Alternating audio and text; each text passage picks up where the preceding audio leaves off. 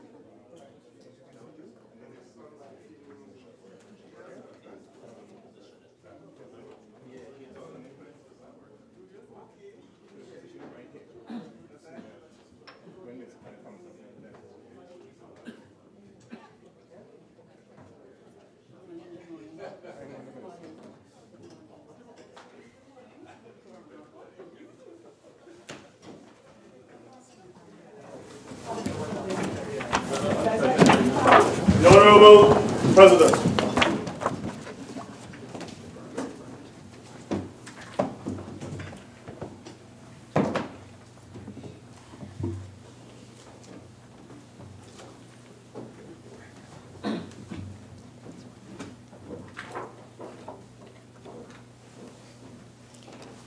Let us pray. Almighty God, we willingly acknowledge you as the supreme being, most gracious and most merciful.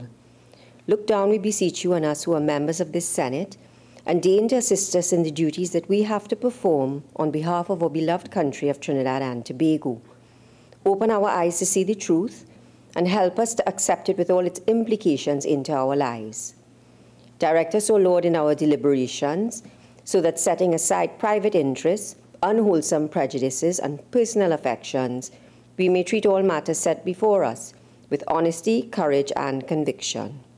Through all we say and do in this Senate, may we give glory and honor to your holy name, inspire confidence in our fellow citizens, and make a positive contribution to the peace and prosperity of our nation.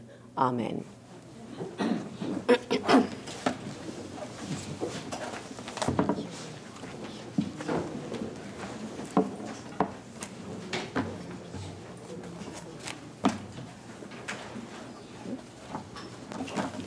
Oath or affirmation, announcements by the President.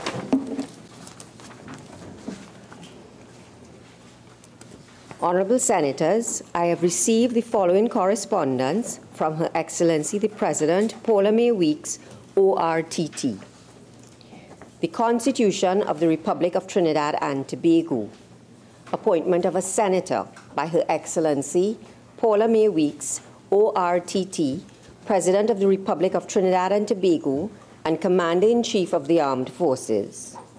To Dr. Varma Lennox Dialsing. In exercise of the power vested in me by paragraph C of subsection 2 of section 40 of the Constitution of the Republic of Trinidad and Tobago, I, Paula May Weeks, President as aforesaid, do hereby appoint you, Dr. Varma Lennox Dialsing, as Senator with effect from the 19th of October, 2018. Given under my hand and the seal of the President of the Republic of Trinidad and Tobago at the Office of the President St. Anne's, this 16th day of October, 2018. Honourable Senators, a Senator is required to take the oath.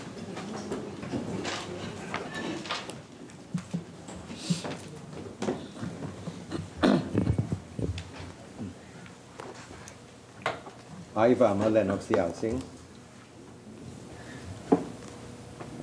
having been appointed a Member of Parliament, do solemnly affirm that I will bear true faith and allegiance to Trinidad and Tobago, will uphold the Constitution and the law, and will conscientiously and impartially discharge the responsibilities to the people of Trinidad and Tobago, upon which I am about to enter.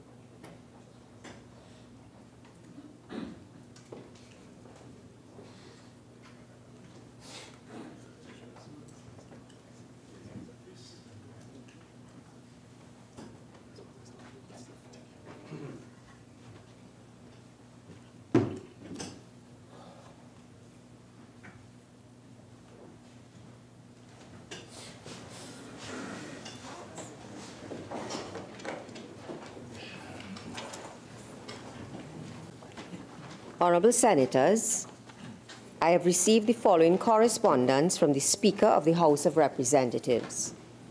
October the 5th, 2018, Dear President of the Senate, Establishment of Joint Select Committees.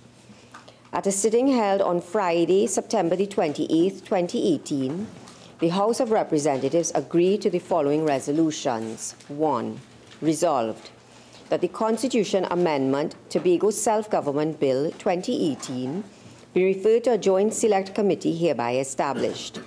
That this committee be mandated to adopt the work of the Joint Select Committee in the 3rd Session, 11th Parliament, and report by December the 31st, 2018.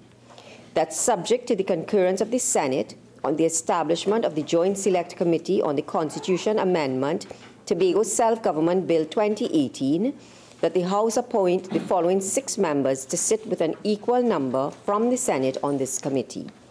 Mrs. Camille Robinson Regis, MP, Mr. Fitzgerald Hines, MP, Ms. Shamfa Kojo, MP, Mr. Terence Dialsingh, MP, Ms. Ramona Ramdial, MP, and Mr. Rudranath Indar Singh, MP. 2. Resolved that the Cybercrime Bill 2017 be referred to a Joint Select Committee hereby established, that this committee be mandated to adopt the work of the Joint Select Committee in the 3rd Session, 11th Parliament, and report by December the 31st, 2018, and that subject to the concurrence of the Senate on the establishment of the Joint Select Committee on the Cybercrime Bill 2017, that the House appoint the following 6 members to sit with an equal number from the Senate on this committee. Mr. Faris Alrawi, MP, Major General Retired Edmund Dillon, MP, Mr. Fitzgerald Hines, MP, Ms. Shamfa Kojo, MP, Dr. Rudal Munilal, MP, and Mr. Barry Padarath, MP. 3. Resolved that the Mutual Administration Assistance in Tax Matters Bill 2018 and the Tax Information Exchange Agreements Bill 2018 be referred to a Joint Select Committee hereby established.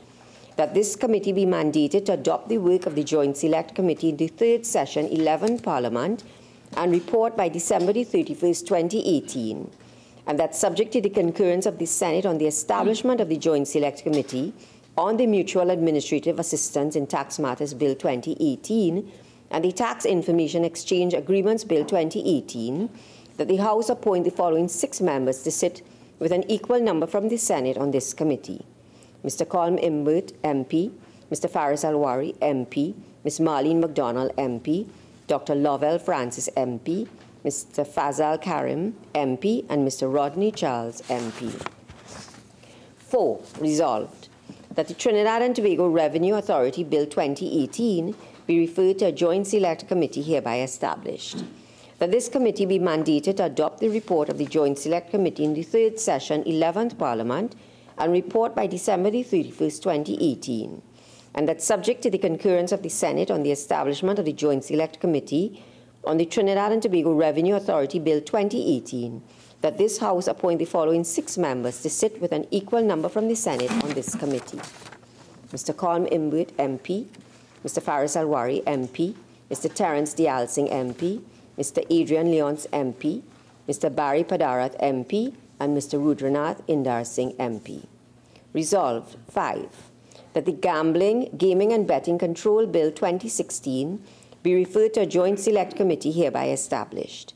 That this committee be mandated to adopt the work of the joint select committee in the 3rd session, 11th Parliament, and report by December 31st, 2018. And that subject to the concurrence of the Senate on the establishment of the joint select committee on the Gambling, Gaming and Betting Control Bill 2016, that the House appoint the following 6 members to sit with an equal number from the Senate on this committee: Mr. Colm Imbert, MP, Mr. Faris Alwari, MP, Mr. Stuart Young, MP, Ms. Nicole Oliveri, MP, Mr. Ganga Singh, MP, and Mr. Rudranath Indar Singh, MP. I request that the Senate be informed of these decisions at the earliest convenience, please. Thank you. Respectfully, Bridget Mary Anisette George, Speaker.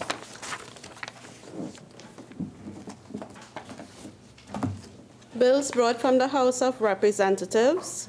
The Appropriation Financial Year 2019 Bill 2018 in the name of the Minister of Finance. Ministry of Finance. Madam President, in accordance with Standing Order 62(1)B, I beg to move that the next stage of the bill be taken later in the proceedings. Honourable Senators, the question is that the next stage of the bill be taken later in the proceedings. Those in favour say aye. Aye. Those against say no. I think the ayes have it. The next stage of the bill will be taken later in the proceedings. Papers. Minister in the Ministry of Finance. Thank you, Madam President. Madam President, I have the honour to lay on the table the following papers as listed on the order paper in the name of the Minister of Finance. The draft estimates of expenditure for the financial year 2019, the draft estimates, details of estimates of recurrent expenditure for financial year 2019, the draft estimates of revenue and expenditure of the statutory boards and similar bodies and of the Tobago House of Assembly for the financial year 2019, the draft estimates of the development program for the financial year 2019, the draft estimates of the revenue for the financial year 2019, the social sector investment program 2019, the public sector investment program Trinidad 2019, the public sector investment program Tobago 2019, the State Enterprise Investment Program 2019, the Review of the Economy 2018, Vision 2030, Reporting on Progress 2015 to 2018. I thank you, Madam President. Motions relating to the business or sittings of the Senate and moved by a minister. Leader of Government Business. Thank you very much, Madam President. Madam President, having regard to the correspondence from the Speaker of the House in relation to the establishment of a joint select committee to consider the report on the Constitution Amendment Tobago Self-Government Bill 2018, and that this committee adopt the work of the joint select committee appointed in the 3rd session, 11th Parliament, and report by December 31st, 2018. I beg to move that the Senate concur with the House of Representatives in the establishment of the committee, and that the following 6 senators be appointed to serve: Mr. Nigel De Freitas, Mr. Clarence Rambarat, Mr. Foster Cummings, Mr. Saddam Hussein, Mr. Stephen Crease, and Dr. Varma Diyal Singh. Honourable Senators, the question is that the Senate concur with the House of Representatives in relation to the establishment of a joint select committee to consider and report on the Constitution Amendment Tobago Self-Government Bill 2018, that this committee be mandated to adopt the work of the Joint Select Committee appointed in the 3rd session, 11th Parliament, and report by December 31st, 2018, and that the following 6 senators be appointed to serve: Mr. Nigel De Freitas, Mr. Clarence Rambarat, Mr. Foster Cummings, Mr. Saddam Hussein, Mr. Stephen Crease, Dr. Varma Diyal Singh. Those in favour say aye. Aye. Those against say no. I think the ayes have it. Leader of Government Business. Thank you very much, Madam President. Madam President, having regard to the correspondence from the Speaker of the House in relation to the establishment of a joint select committee to consider the report on the Cybercrime Bill 2017, and that this committee adopt the work of the joint select committee appointed in the 3rd session, 11th Parliament, and report by December 31st, 2018, I beg to move that the Senate concur with the House of Representatives in the establishment of the committee and that the following 6 senators be appointed to serve: Mr. Clarence Rambarat, Mrs. Paula Gopi-Schoon, Mr. Garvin Simonet, Mr. Wade Mark, Ms. Melissa Ramkisoon, and Mr. Paul Richards. Honourable Senators, the question is that the Senate concur with the House of Representatives in relation to the establishment of a joint select committee to consider and report on the Cybercrime Bill 2017, and that this committee be mandated to adopt the work of the Joint Select Committee appointed in the 3rd Session, 11th Parliament, and report by December 31st, 2018, and that the following 6 senators be appointed to serve: Mr. Clarence Rambarat, Mrs. Paula Gopi-Schoon, Mr. Garvin Simonet, Mr. Wade Mark, Ms. Melissa Ramkisoon, Mr. Paul Richards. Those in favor say aye. Aye. Those against say no. I think the ayes have it. Leader of Government Business. Thank you, Madam President. Madam President, having regard to the correspondence from the Speaker of the House in relation to the establishment of a joint select committee to consider and report on the Mutual Administrative Assistance in Tax Matters Bill 2018 and the Tax Information Exchange Agreements Bill 2018, and that this committee adopt the work of the Joint Select Committee appointed in the 3rd Session, 11th Parliament, and report by December 31st, 2018, I beg to move that the Senate concur with the House of Representatives in the establishment of the committee, and that the following 6 senators be appointed to serve: Mr. Clarence Rambarat, Mr. Daniel Duque, Dr. Lester Henry, Mr. Saddam Hussein, Mr. Stephen Crease, and Mr. Paul Richards. Honourable Senators, the question is that the Senate concur with the House of Representatives in relation to the establishment of a joint select committee to consider and report on the Mutual Administrative Assistance in Tax Matters Bill 2018, the Tax Information Exchange Agreements Bill 2018, and that this committee be mandated to adopt the work of the Joint Select Committee appointed in the 3rd Session, 11th Parliament, and report by December 31st, 2018, and that the following 6 senators be appointed to serve: Mr. Clarence Rambarat, Mr. Daniel Duque, Dr. Lester Henry, Mr. Saddam Hussein, Mr. Stephen Crease, Mr. Paul Richards. Those in favor say aye. Aye. Those against say no. I think the ayes have it. Leader of Government Business. Thank you, Madam President. Madam President, having regard to the correspondence from the Speaker of the House in relation to the establishment of a joint select committee to consider and report on the Trinidad and Tobago Revenue Authority Bill 2018, and that this committee adopt the work of the Joint Select Committee appointed in the 3rd Session, 11th Parliament, and report by December 31st, 2018, I beg to move that the Senate concur with the House of Representatives in the establishment of the committee and that the following 6 senators be appointed to serve: Mr. Franklin Khan, Mr. Robert Luhunt, Ms. Alison West, Mr. Wade Mark, Mr. Torel Shrikitun, and Ms. Jennifer Raful. Honourable Senators, the question is that the Senate concur with the House of Representatives in relation to the establishment of a joint select committee to consider and report on the Trinidad and Tobago Revenue Authority Bill 2018, that this committee be mandated to adopt the work of the Joint Select Committee appointed in the 3rd Session, 11th Parliament, and report by December 31st, 2018, and that the following 6 senators be appointed to serve: Mr. Franklin Khan, Mr. Robert Luhunt, Ms. Alison West, Mr. Wade Mark, Mr. Torel Shrikitun, Ms. Jennifer Raful. Those in favor say aye. Aye. Those against say no. I think the ayes have it. Public Business, Government Business, Bills, 2nd reading. Minister in the Ministry of Finance. Thank you, Madam President. Madam President, I beg to move that a bill entitled An Act to Provide for the Service of Trinidad and Tobago for the financial year ending on the 30th day of September 2019 be now read a 2nd time.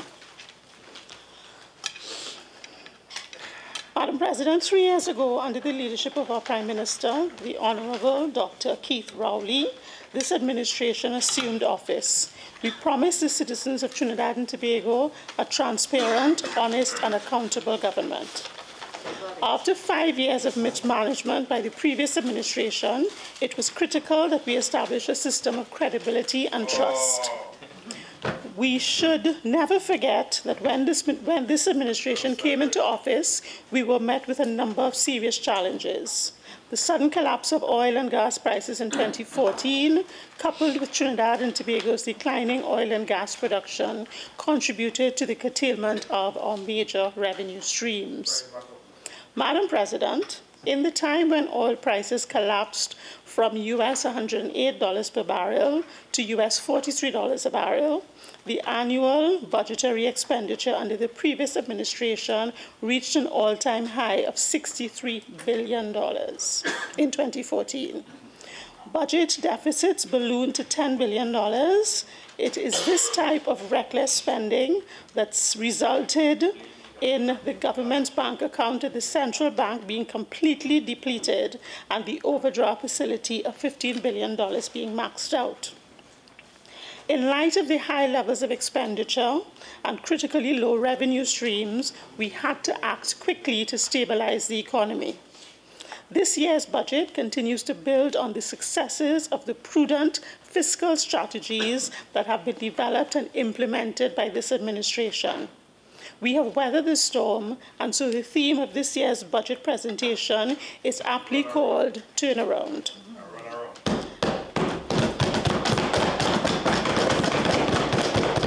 Senator Obika, please. I do not want to hear that volume coming from you, okay? You know how to say things under your breath, but you're disturbing me. Continue, Minister. Thank you, Madam President. As we consider this motion in this House, I will focus on the following. One, it is necessary, Madam President, for us all to recall the situation that this government inherited when it came into office in 2015. Sometimes, Madam President, those who were in government before us seem to have very short memories, and it is important for us to remember the misdeeds of the past to ensure that we do not repeat them. Second, I want to briefly itemize the steps that this government has taken in the last 3 years, steps which attest to and support the Honourable Minister of Finance's ability to turn around the theme of this budget.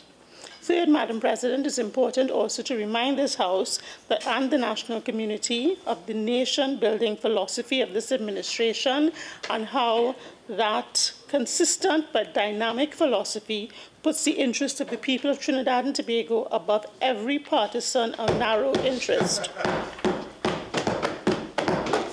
Fourth, Madam President, I will address the macroeconomic prospects for the country in the near term to set the context of policies that are given expression in the budget. Sixthly, I will emphasize some of the key projects which the government will fund from this year's budget. These projects are designed to create the environment for sustained growth, productivity, and international competitiveness. Fifth, I will examine the budget measures that indicate how we know that in the circumstances these will bring benefits to the national economy. And finally, I will look at the finances of the budget. So, Madam President, what was the situation in 2015? Madam President, between 2010 and 2015, the government of Trinidad and Tobago collected untold levels of revenue and spent even more untold levels of expenditure. Those were years of unparalleled and reckless extravagance and waste. Vanity projects that bore little relevance to sustainable economic development was the order of the day. Indulgence continued into 2015, even in the face of a rapid decline of oil and gas revenues. By the time the current government came into office, we had no choice but to immediately begin a series of careful adjustments in expenditure to give this country the breathing room to maintain necessary operations. Madam President, it is also noteworthy that in adjusting to these challenging economic circumstances, the government has relied on homegrown solutions and our Trinidad and Tobago creativity. We have avoided seeking external support from multilateral institutions like the IMF. In this, we believe that we have spared the population, and especially the most vulnerable among us, the harsh austerity program that might have compromised our social development. The path to recovery. Madam President, we have been able to bring expenditure to a realistic level projected at $48.8 billion in 2018, a substantial reduction from the 2014 peak of $63 billion. In the 2018 fiscal year, we have been able to achieve revenue of $42.7 billion with a fiscal deficit of $6.2 billion, or 3.9% of GDP. We are maintaining our efforts to reverse the impairments to our fiscal accounts with both targeted revenue-raising measures and efficient expenditure so as not to adversely impact our nation's citizens. In 2018, we will see positive growth of 1.9%. While this is fueled in part by the improved prices in the energy sector, there have also been very encouraging developments in the non-energy sector. Notably, the manufacturing sector is estimated to grow by 7.3% this year. Madam President, there are those who are questioning these results. I'm not sure whether it is that they do not understand the statistical methods or they are just up to mischief and cannot accept the fact that we are well along the path of a turnaround. The National Investment Fund, Madam President. One of this administration's major achievements in 2018 was the successful first offering of the National Investment Fund Holding Company Limited, which is a vehicle created by the government to monetize certain assets received as partial settlement of the debt owed by Colonial Life Insurance Company, Trinidad Limited, and Clico Investment Bank Limited, arising out of the bailout of Clico in 2009. Additionally, government transferred to NIF the total shareholding of the Trinidad Generation Unlimited. The NIF's total portfolio of $7.9 billion comprises Finance, Manufacturing and Tobacco Company Limited, One Caribbean Media Limited, Angostura Holdings, and Trinidad Generation Unlimited. Madam President, the public offering of $4 billion in investment bonds through three-tiered senior tenors of 5, 12, and 20-year periods were met with an outstanding success and oversubscription, a testimony to the public's endorsement of the government's prudent economic management. Madam President, the results of the NIF bond offering are as follows. The Series A 5-year bond received 4,959 applications valued at $2.2 billion, with individual applicants receiving 100% of their applications and all other investors allocated approximately 45% of their allocations. The Series B 12-year bond received 2,163 valid applications worth $1.6 billion, with individuals allocated 100% of their request and all other investors allocated 99% of their request. And the Series C 20-year bond received 981 valid applications worth $3.6 billion, with individual applicants allocated 100% of their applications and all other investors 31%. Madam President, the bonds were listed on the Trinidad and Tobago Stock Exchange on September 4, 2018. In this process, an additional 3,500 investors were added to the existing pool of stockbroking accounts, a deepening of the capital market and widening as a source for capital raising public and private activities. We did all this, Madam President, without any instances or allegations of questionable allocations or dealings. You will note that in all instances, individuals, including the ordinary man in the street, received preference in the allocations. We raised the required $4 billion. In fact, the offering was significantly oversubscribed by $2 billion without any evidence of the liquidity crunch that was predicted by the naysayers. Our approach to economic governance. Madam President, I think as we advance this turnaround, it is important to understand the PNM's approach to governance as a whole, and more specifically to economic governance. The words of our Prime Minister, the Honourable Dr. Keith Rowley, in the preface to the Vision 2030 document encapsulates this approach well.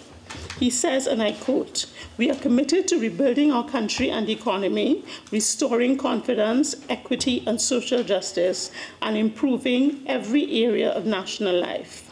We recognize that, as a nation, we face several challenges, some triggered by global events beyond our control, with consequential ripple effects at the national level. As citizens, we must all appreciate that the circumstances which we now face require sacrifice and managed adjustment in our living standards for a period of time until the economy is successfully stabilized. The government is committed to making the tough decisions needed to get the economy back on the road to prosperity and sustainable development. We are also committed to those of our citizens who are unable to cope effectively with more difficult circumstances and have put measures in place to cushion the landing of the vulnerable groups in society who would be most challenged by the downturn in the economy." End of quote. Madam President, Trinidad and Tobago is a small, open economy that is heavily dependent on international trade and therefore susceptible. The Senator, with that device, please leave the chamber. You can return in 10 minutes' time, and I remind all members of the rules regarding your devices in the chamber. Continue, Minister. Thank you, Madam President. Madam President, Trinidad and Tobago is a small, open economy that is heavily dependent on international trade and therefore susceptible to the impact of global economic trends. We must therefore take these factors into careful consideration as we chart our course going forward. Through our policy agenda, we continue to strive for achieving high and sustainable economic growth for Trinidad and Tobago. One of the lessons that we have taken to heart is that we continue to live beyond our means. No period of adjustment of expectations downwards is easy. I believe, though, that it is testament to the maturity of the vast majority of the population that people have understood that to secure our future, we have to invest in the present, even if it means deferring some enjoyment. The Trinidad and Tobago Revenue Authority paving our way. As we seek to strengthen the economy and maintain our path to stability and growth, one of the key issues that we need to address is ensuring greater efficiency and effectiveness in our revenue collection. A recent study completed in mid-2017 was conducted to identify the tax gap in this country. That is to say, the difference between the amount of taxes due and the amount of taxes collected. That gap is conservatively estimated at $10 billion a year, which is almost twice the size of our entire PSIP. Madam President, in 2002, the government appointed a multi-sectoral committee under the chairmanship of Mr. Gordon Dean. That committee concluded that the dysfunction in the revenue collection system in Trinidad and Tobago was systemic and that a complete redesign was necessary, and recommended the creation of a semi-autonomous revenue authority. The Dean Committee had identified a number of discrete deficiencies. The experience of the last 16 years since the Dean Committee submitted its report has confirmed the validity of those conclusions, and the need is even greater now. Madam President, the government has tabled a bill called the Revenue Authority Act for the purpose of establishing a new entity to manage the collection of revenue. The draft legislation requires a special majority for its passage. Government has sent the legislation to a joint select committee of Parliament for consideration. We can only hope, Madam President, that the members of the opposition will do the responsible thing and recognize that the interests of the country must at all times trump the desire to score cheap partisan points. We hope that the opposition will constructively engage in the process and support the legislation. With that support, Madam President, we expect the TTRA to be fully functional in 2019. Property tax. On June 8, 2018, the President assented to the Property Tax Amendment Act 2018 and the Valuation of Land Amendment Act 2018, which corrects anomalies in the two pieces of legislation. In order to provide support to the Commissioner of Valuations, the Ministry of Finance has been working to build the capacity of the Valuation Division with the recruitment and training of field assessors and other technical staff by providing supplementary accommodation and upgrading the information technology requirements of that division. And we are proceeding with property valuations as a precondition to implementing the tax. Madam President, I think it is also noteworthy that the inflation rate in the country is at a historic low of 1%, another indication of judicious economic management. It bears noting, Madam President, that our external reserves have remained fairly constant and are quite healthy at 8 months of import cover. According to World Bank available data in 2017, countries with this ratio include Colombia, India, and South Korea. Consequent to the collapse of oil prices in 2014, withdrawals were made from the Heritage and Stabilization Fund in the amount of US $375 million in 2016 and US $252.5 million in 2017. However, the fund has fully recovered from those withdrawals and currently has a healthy balance of some US $6 billion as at September 25, 2018. Again, another indicator of prudent management of the country's resources by this government.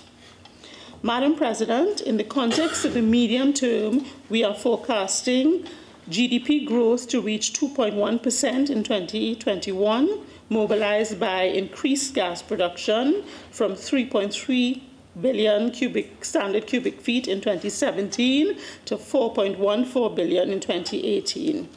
Non-energy growth to reach 2% in 2021, and public sector debt over 2018 to 21 period to be within manageable levels of 65 to 70%.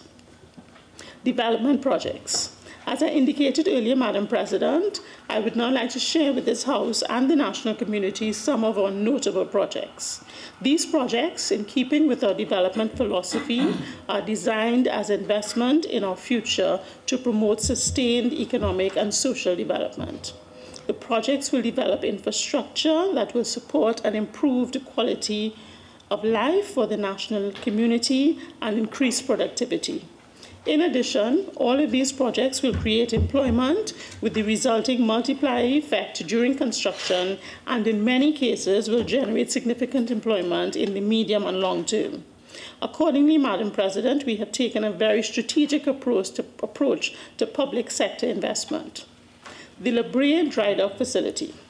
Madam President, Trinidad and Tobago is strategically placed to the south of the hurricane belt. The Gulf of Paria is a well-sheltered natural haven. On the crossroad of major transit points for shipping, both north-south and east-west, we are leveraging our position for the development of the La Brea Dry Docking Facility.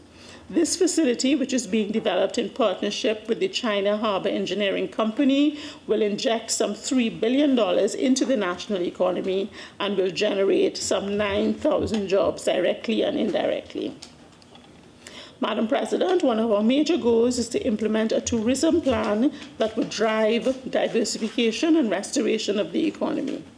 A critical development earmarked for the island of Tobago is the Sandals Golden Grove Tobago project. This 500 to 750 room Sandals resort seeks to make the island a tourism destination in a bid to generate approximately US $80 million in income and create up to 2,000 permanent employment opportunities. Madam President, ETEC is in the process of expanding our industrial park facilities. My colleague, the Minister of Trade, will expand on this in her presentation, but permit me to highlight one such initiative. The government, in collaboration with the Beijing Construction Engineering Group, will be developing a new modern industrial park in Phoenix Park, Hoover, at a construction cost of $104 million, approximately 700 million TT dollars. This will be financed by Exim Bank China. Once fully operational, the new park in Couva will provide space for 60 to 80 factory shells and directly employ 4,000 to 5,000 persons. Our road network.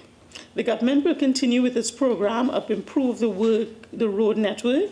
We recognize the negative effect on productivity and indeed on family life that an inefficient road network can have. Accordingly, we have looked at the arteries which can be strengthened. The medium-term program will see road developments distributed across Trinidad. The San Fernando to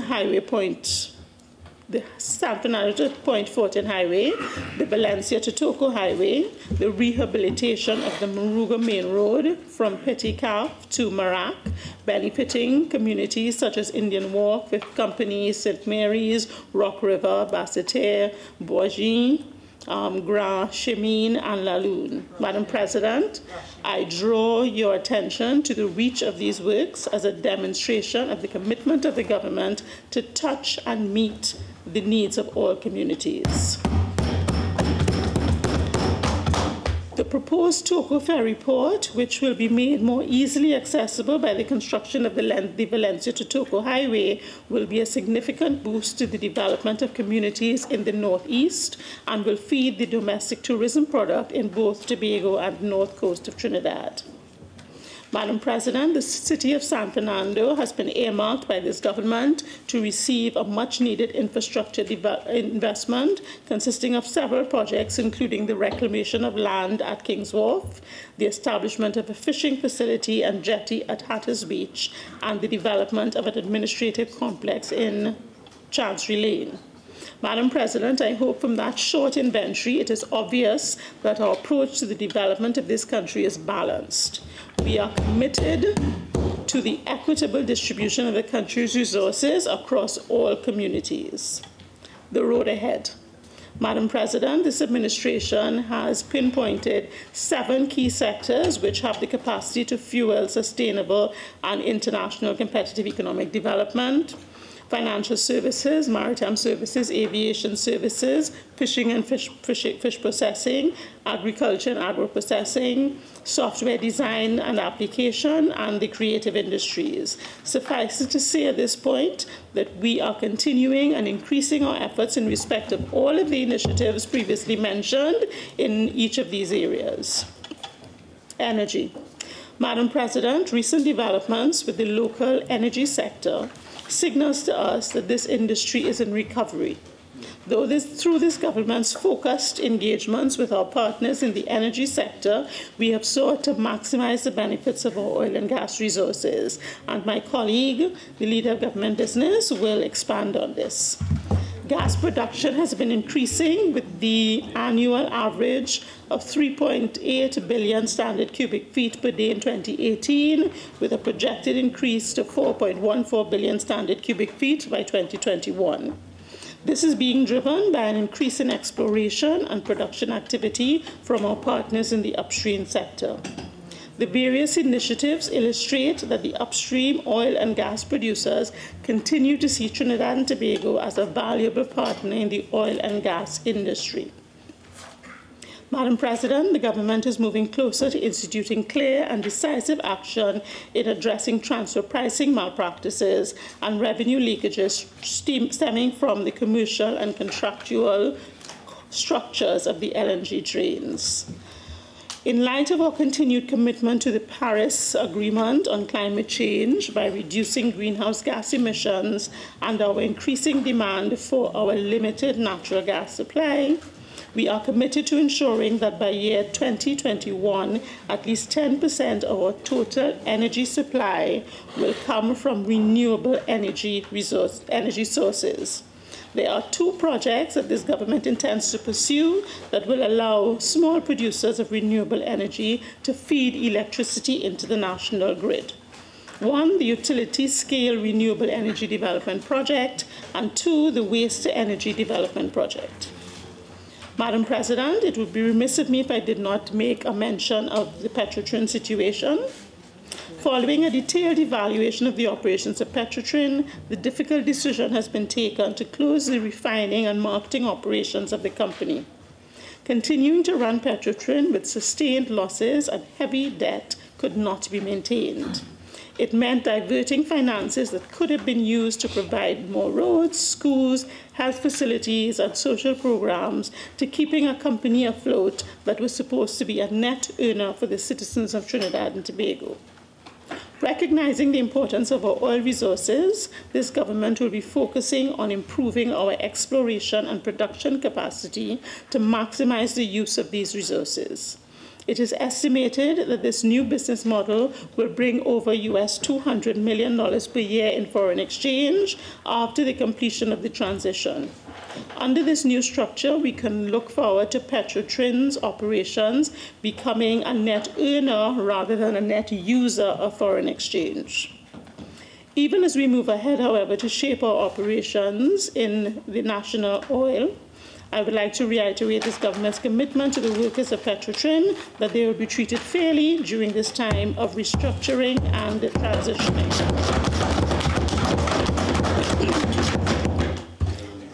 Delivering services, improving our way of life. Housing. Madam President, under our current accelerated housing program, which is targeted at low-income families having access to decent and comfortable dwellings, we have achieved a halving of the cost per square foot in the construction of our housing stock.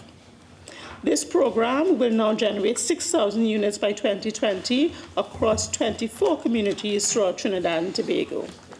The aided self-help program is empowering homeowners to manage the construction of their homes, with the state providing financial and technical support. In the 3-month period, November 2017 to January 2018, 5,001 applications were received, from which a computerized random draw chose 700 applicants, for whom new homes would be constructed in 2019. The Housing and Village Improvement Program is targeting residents of villages located in rural and semi-urban settings to provide them with assistance for home operations. Madam President, in addition, government is partnering with the private sector in the construction of homes. The program is rolling out 437 housing units in 3 communities, addressing the needs of our middle-income applicants. Those communities are Chinchin, Canupia with 205 units, Faizabad with 72 units, and Mount Hope with 160 units. It is envisaged that these housing units will be delivered during the course of the next 2 years. A framework of cooperation and financing among the HGC, the Home Mortgage Bank, and the Trinidad and Tobago Mortgage Finance Company Limited has been established to ramp up the financing for the housing construction program to deliver the existing portfolio of 6,000 housing units by the year 2020, and thereafter to deliver an annual amount of 3,000 units. This will be facilitated by the issue of housing bonds in an initial amount of $1.5 billion to the national community to fund the accelerated housing construction. Healthcare. Our goal in achieving universal health coverage is quickly becoming within our reach, with every citizen having access to first-class health care, with specialist health services being provided in an environment of modern primary and secondary health institutions, and with the expansion, upgrading, and modernizing of healthcare facilities. Madam President, a new health center is being built in Diego Martin, and renovations and upgrades are taking place at the St. James Medical Complex, the St. Anne's Hospital, the Port of Spain and San Fernando General Hospitals, as well as the Cora and Sangre Grande Hospitals. The Point Forte Hospital is expected to be on stream shortly. Madam President, the government wishes to assure the citizens of Trinidad and Tobago in respect of sport that our sporting ambassadors that all our national teams will be fully funded. Moreover, government has in place a reward and incentive program to rationalize the rewards provided to successful athletes. Fostering safety and security. Madam President, the newly appointed Commissioner of Police With the newly appointed Commissioner of Police, the stage is set for transforming and modernizing the Trinidad and Tobago Police Service. We will be restructuring the police service, starting with the replacement of redundant units with a more modern policing service that places greater emphasis on electronic and cybercrime. This will involve human, physical, and technological improvements. And Madam President, my colleague responsible for that area will give you more detail on that, on the plans for that ministry. Tobago.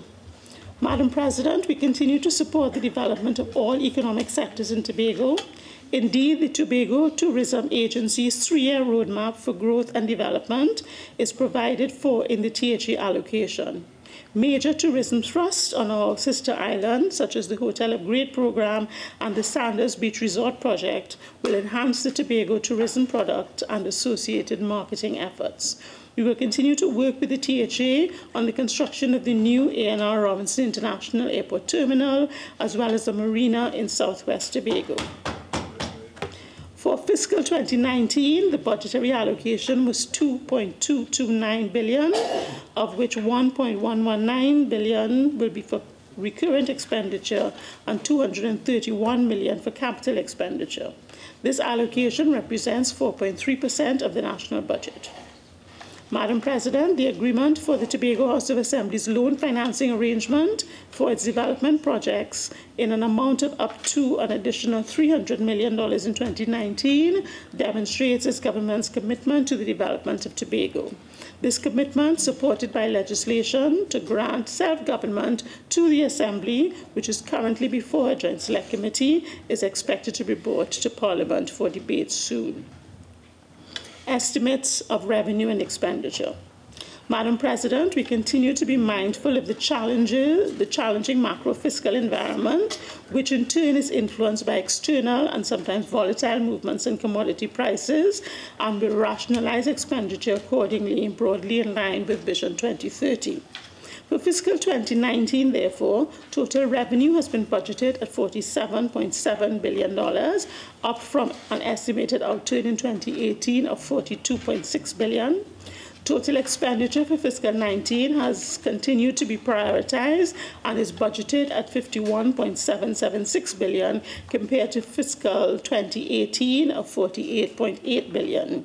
The fiscal deficit for 2019 is expected to decrease to $4.052 billion, or 2.5% of gross domestic product, as compared to the fiscal deficit of $6.2 billion, or 3.9% of GDP in fiscal 2018. The budgeted revenue for 2019 is predicated on an oil price of $65 US and a gas price of US 2.75 per MMBTU. These estimates are quite conservative when compared to the estimates of oil and gas prices that are being forecasted by reputable global agencies. Madam President, based on these assumptions, we are projecting total revenue, as I said, of $47.7 billion, of which oil revenue will be $9.5 billion, non-oil revenue $35.1 billion, and capital revenue of $3 billion. Total expenditure net of capital repayments and sinking fund contributions estimated at $51.7 billion. Madam President, allocations of expenditure for financial year 2019 are as follows. Education and training, $7.3 billion. National security, $6.1 billion. Health, $5.6 billion. Works and transport, $3.5 billion. Public utilities, $3.1 billion. Rural development, $1.7 billion. Housing, $1 billion. And agriculture, $780 billion. Sorry, 0.78 billion. We will seek to raise domestic financing on the capital market in a net amount equivalent to $3.8 billion and external financing in a net amount of $0.226 billion. Fiscal and other measures. Madam President, the following key fiscal measures form the basis for the strategic interventions required for the achievement of the government's objective under Vision 2030. Madam President, we continue to focus on regulating the fuel market and are actively taking steps to liberalize the domestic fuel market with the aim of improving the efficiency of energy use in the country through an improved allocation of resources in the domestic fuel market. The existing system of fuel subsidy was conceptualized to give consumers, in particular low-income groups, protection from volatile and high fuel prices with consistent access to affordable fuel. This subsidy has cost a staggering $29 billion over the last 16 years, of which $18 billion was incurred during the period 2011 to 2015 when oil prices were high. Given the volatile nature of commodity prices, the gas subsidy, if left unchecked, would continue to burden our fiscal accounts. The first fiscal adjustment occurred in 2014 under the last administration when the price of premium gasoline was increased to $5.74 per litre, completely eliminating the subsidy on that fuel. Even so, Madam President, using today's market prices, the fuel subsidy was estimated to cost $1.5 billion for financial year 2019. The PNM administration, in a challenging though improving macro-fiscal environment, recognized the economic prudence of adjusting the subsidy in a sequenced fashion so as not to unduly disadvantage the most vulnerable in our society. We have begun the process of deregulating the market, but we have decided to slow down the complete deregulation in order to ease the burden on taxpayers. And we have increased only the cost of super gasoline from $3.97 per litre to $4.97 per litre, while keeping the cost of diesel fuel at the current price of $3.41 per litre. This approach was adopted in an effort to keep the cost of public transportation and the cost of transportation of consumer items such as food, goods, and materials down. Since the vast majority of public transportation vehicles and goods vehicles use diesel fuel, the government will also continue to subsidize the price of LPG, cooking gas, in order to assist the most vulnerable. Madam President, the cost of maintaining the fuel subsidy after the adjustment in super gasoline prices is estimated at $700 million. Public service pension. Madam President, in light of the time delay for the receipt of retiree pensions, the government proposes to pay the minimum public service pension of $3,500 immediately upon the retirement of the public servant, thereby providing them with early financial relief pending the computation and commencement of their entitlement to their pension entitlement. This measure will take effect on January 1st, 2019. The government is proposing that rewards of up to $100,000 be offered for information on the 25 most prioritized criminals, and that the budgetary allocation for Crime Stoppers be increased by an additional $2.5 million to support its operation in the identification and reporting of criminal activities. This measure will take effect in January 1st, 2019. Opening hours for health centers. In light of the crucial need for emergency health in remote communities, we are proposing that 3 health centers located in Grand Riviere, Blanchisseuse, and Cedros remain open on a 24-hour, 7-day basis, and we will give due consideration to have other health facilities operate on a similar basis. This measure will take effect on January 1st, 2019. Penalties under the Children's Act. To address the issue of child abuse, we propose to increase by 100% all fines in connection with the prevention of cruelty to children as detailed in the Children's Act. To allow for adequate and affordable housing for our population and to help young families in particular to own their first home. Minister, you have 5 more minutes. Thank you, Madam President. The stamp duty exemption for first-time homeowners will be increased from $850,000 to $1.5 million, effective 1st of January 2019.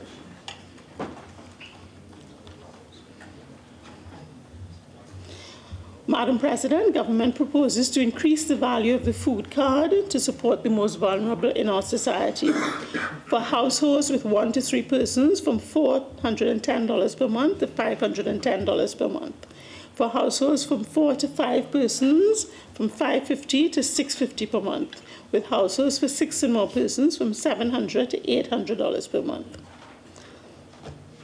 This will cost an additional $29.2 million, and it will impact 24,000 households. The government proposes to increase the disability grant for children under the age of 18 to $1,500, and for persons over 18 to $2,000. Government also proposes to increase the public assistance grant by $150 at all levels. The government further proposes to increase the tertiary education allowance from $60,000 to $72,000 to give further relief to persons who are themselves pursuing or supporting people who are pursuing education outside of the government-supported tertiary education system. We propose to strengthen the framework for boosting non-energy exports and for generating foreign exchange by introducing an incremental foreign exchange earnings tax credit for the manufacturing sector, in particular for agriculture and agro-processing, food and beverage, non-energy and non-petroleum products, petrochemical products, and any other business approved by the Minister with responsibility for trade. This measure will be introduced in fiscal 2019. In conclusion, Madam President, the 2018 budget, appropriately themed turnaround, signals that we have reversed the downward spiral set in motion by the actions of the previous administration, and we are now on track to a steady and sustainable growth. We are cognizant of the external factors at play, and we will take this into account in treating with our expenditure. Madam President, former American President Barack Obama said in his farewell speech before he demitted office, if you're walking down the right path and you're willing to keep walking, eventually you will make progress. We have to acknowledge the progress we made, but understand that we still have a long way to go, that things are better but still not good. He also said in his Christmas address on December 24, 2015, by so many measures, our country is stronger and more prosperous than it was when we first got here, and I am hopeful that we build on the progress we've made in the years to come. This, Madam President, is appropriate today. We in Trinidad and Tobago are walking down the path to progress. We acknowledge that we have made headway, but we still have a ways to go, and we are hopeful, in fact confident, that we will continue to build on this progress. Madam President, I thank you and I beg to move.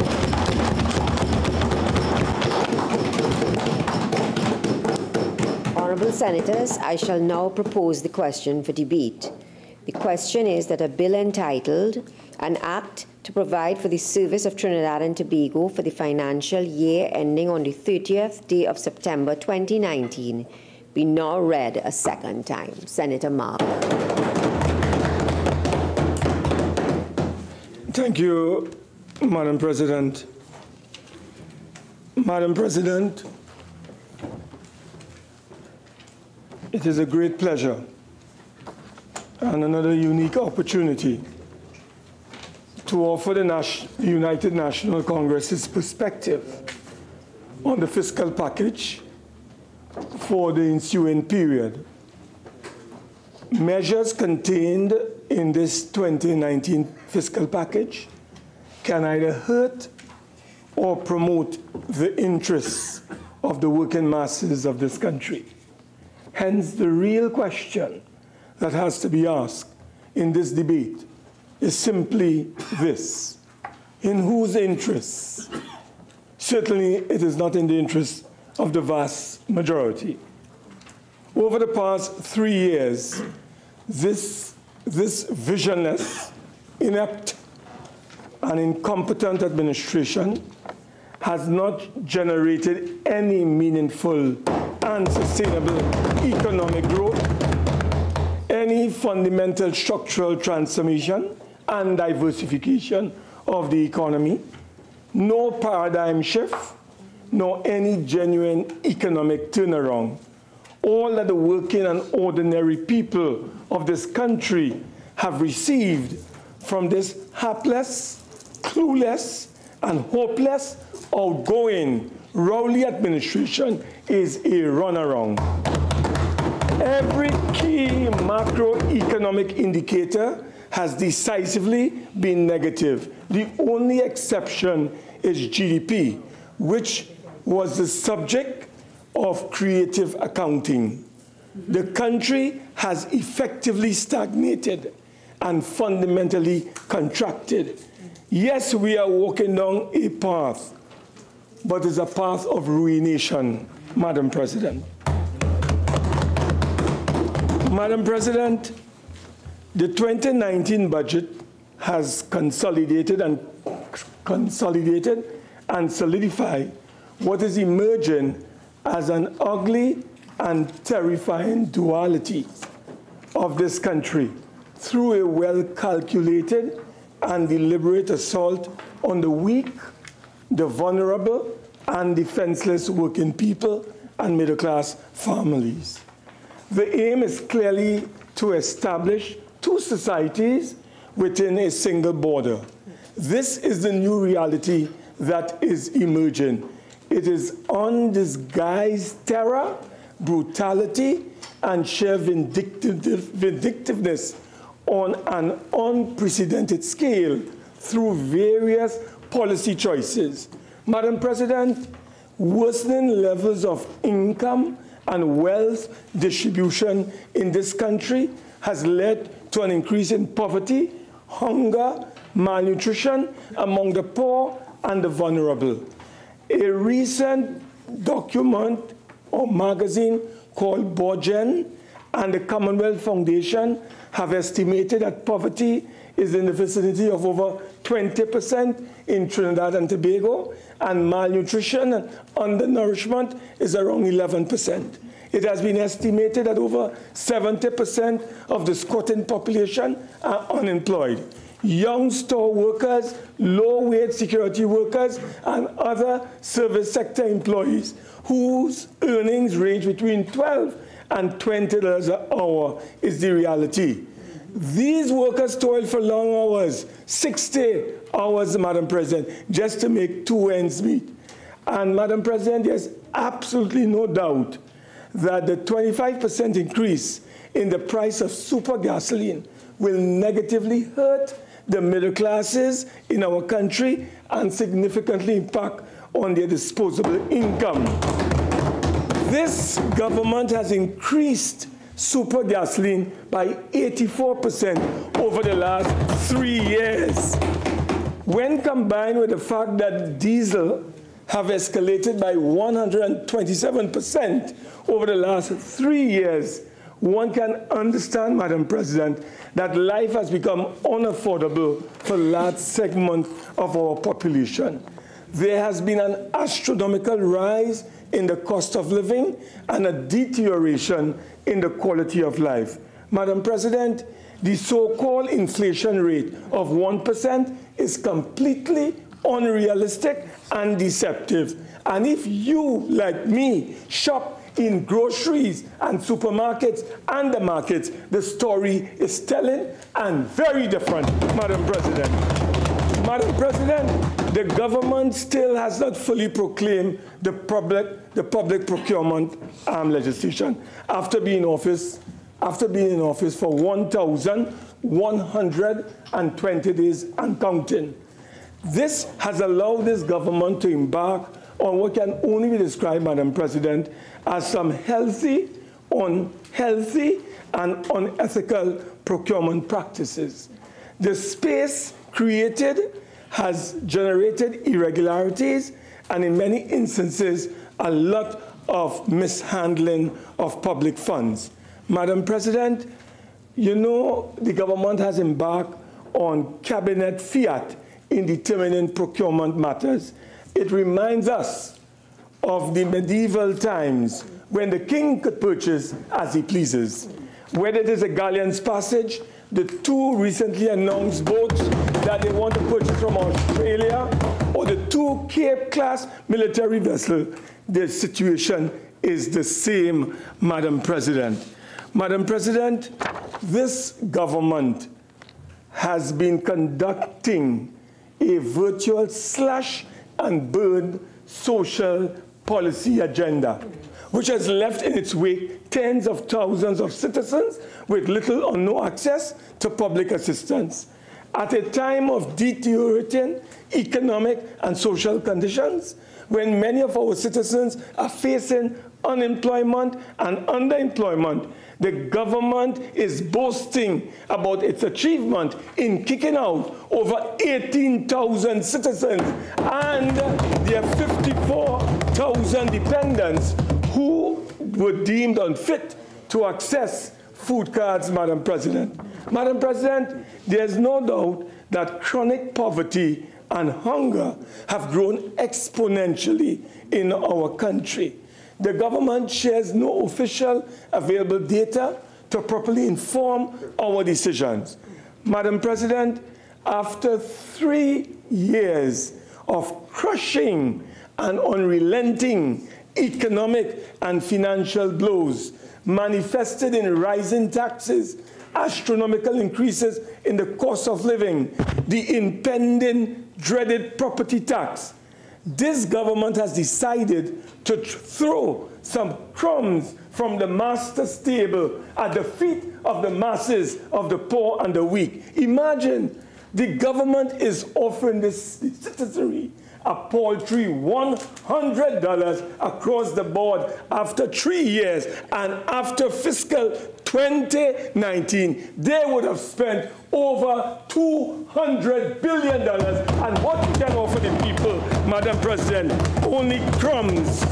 Madam President, mass reductions in government expenditure have generated massive negative effects on the quality of life and the standard of living. Madam President, government total expenditure for 2014-2015 amounted to $59.8 billion. You know what his total expenditure was in 2016-2017? $50.4. This savage cut in government expenditure has had dire consequences on the working people. Madam President, unemployment has risen from 3.5% in 2015 to 5.3% in the second quarter of 2017. Rising unemployment, Madam President, has adversely impacted on the health of our citizens, manifested in mounting psychological problems, increased risk of mortality, and the generation of unhealthy behavioral patterns. Madam President, this country under the PNM has witnessed a rise in the suicide rate particularly of males.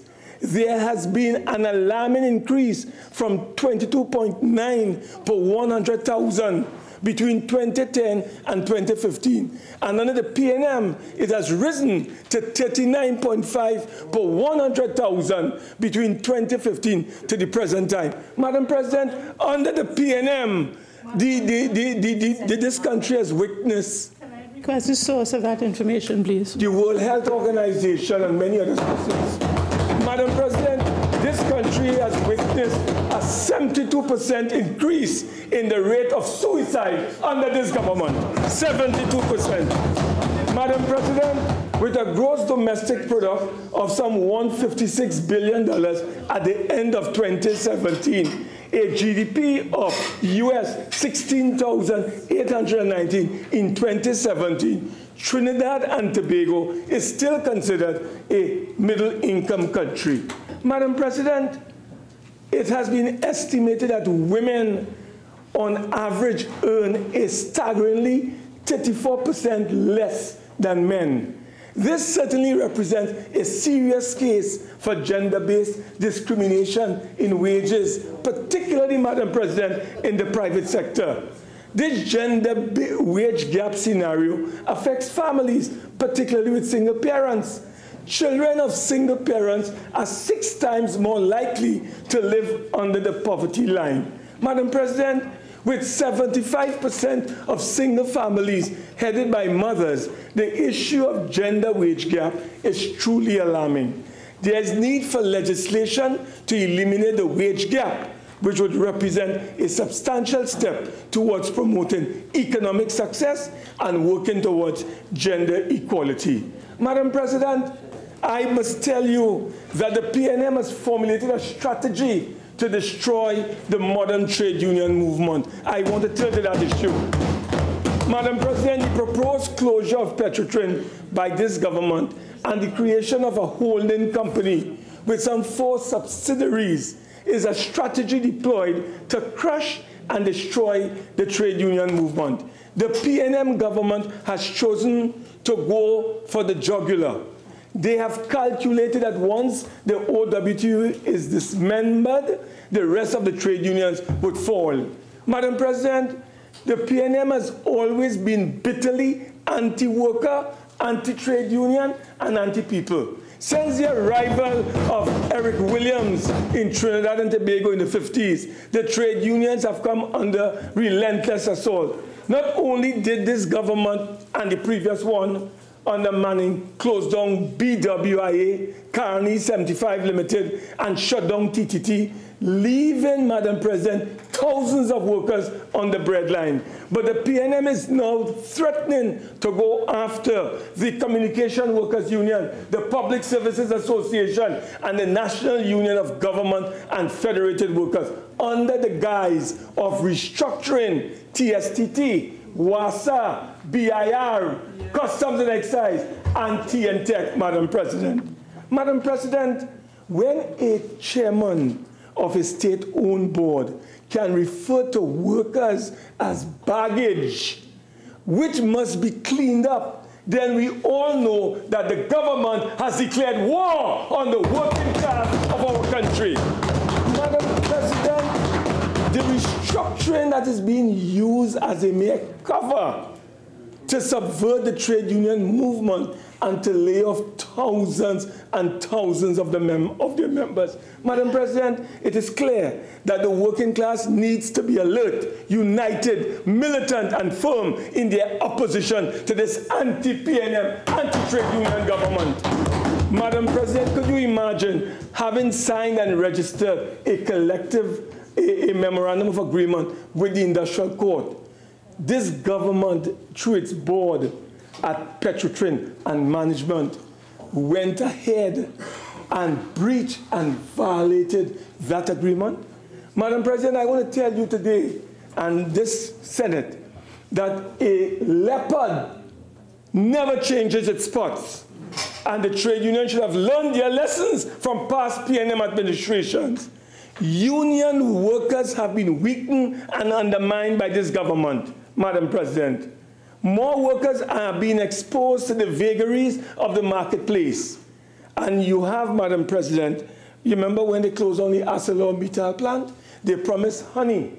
They promised the moon, the sun, and the stars, Madam President, for these workers. Where are the workers today? Anybody remembers these workers? Madam President? Madam President, I want to tell you that... Senator Mark, members, please. Senator Mark is making his presentation. I would ask members, please, let Senator Mark continue. Members listen in silence, please. Continue. Thank you very much, Madam President. Madam President, the Minister of Finance, in his desire to misguide the population and maybe misinform them, speaks about a turnaround. And we heard it from the lips, dripping from the lips of the Honorable Minister in the Ministry of Finance this morning. Madam President, whilst that is so, let us look at the reality. What are the macroeconomic indicators that would tell us, when you examine objectively, that there is an economic turnaround in this country? Madam President, is business hiring more workers? Is the government hiring more workers or laying off more workers? Are more businesses being closed around this country when compared with new ones opening? Madam President, When you're talking about a turnaround, you look at foreclosures in car loans and mortgage loans. That is on the rise. Madam President, when you talk about a turnaround, you look at the country's public debt. Is it rising? Is it falling?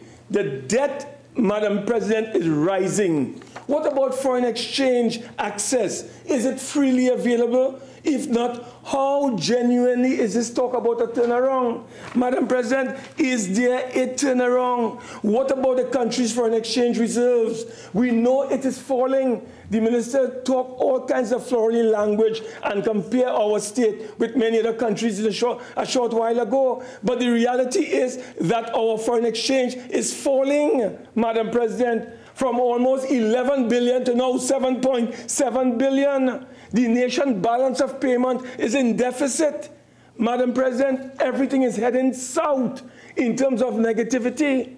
And then they tell us they have done it like Frank Sinatra, their way. Well, Madam President, I want to tell them their way has been an utter failure. We want to tell them today their way has brought a massive contraction in the GDP of this country over the past 3 years. Their way has ensured rising levels of unemployment and underemployment. Their way has resulted in a scarcity of foreign exchange and a steep decline in the country's foreign exchange reserves. Their way has resulted in a deficit in the country's balance of payment. Madam President, their way has failed. Their way has brought only hardship and deprivation to the many. It is time for the people to expose this bogus turnaround and run the PNM out of town. That is what we have to do, Madam President. Madam President, I want to talk to you about the contraction of government expenditure and how it has impacted on our socio-environment. Madam President, the PNM government has been actively promoting a de facto internal devaluation of our currency with the firm and full support of a battery of IMF advisors. This has resulted in a major reduction in government expenditure, which has slowed down inflation. That is why inflation is 1%, because there has been an overall decline in goods and services, in the purchase of goods and services. Madam President, these measures have grown the unemployment rate, as I said, to 5.3 at the end of the second quarter. Madam President, to show you further, labor force participation rate has collapsed from 61.9% in 2012 to 51.1% at the end of the third quarter in 2017. Even unemployment levels stood at 32,100 at the end of the third quarter of 2017. Madam President, this is expected to spike to about 7% as they retrench and lay off over 7,000 workers. Madam President, by deliberately slowing the growth of prices and stagnating and contracting the economy, the government has caused more people to become economically inactive and disenchanted. This has led to a stagnant and contracting economy with little or no innovation. That is the reality. There's no dynamic in the economy. There has been a significant reduction in gross capital formation. Even the state has run persistent fiscal deficits, and the debt level has exploded from 47.8% in fiscal 2014 to 61% in fiscal 2018. This is taking this country straight into the arms of the International Monetary Fund, Madam President. This is the reality. Madam President, when we look at what is going on, I want to tell you that the strategy that the government has been pursuing is not in the interest of this country and not in the interest of the people. I want to share with you the so-called rebasing of this country's GDP. This reclassification or new classification, calculation, and methodology, Madam President, has led to a reduction in real economic activity in TNT. And whilst, for instance, Madam President, they are boasting that there has been an expansion in economic growth, by 1.9% according to their calculation. The reality is that the GDP has contracted. Madam President, in 2015, it was $170 billion. Madam President, that has been contracted to $159 billion in 2016. And at the end of 2017, it was contracted to $156 billion. Where is the growth? Where is the turnaround when the economy is contracting, Madam President? Madam President, you talk about growth in the manufacturing sector, but this growth is reflected mainly in petrochemical, or the petroleum and chemical subsector.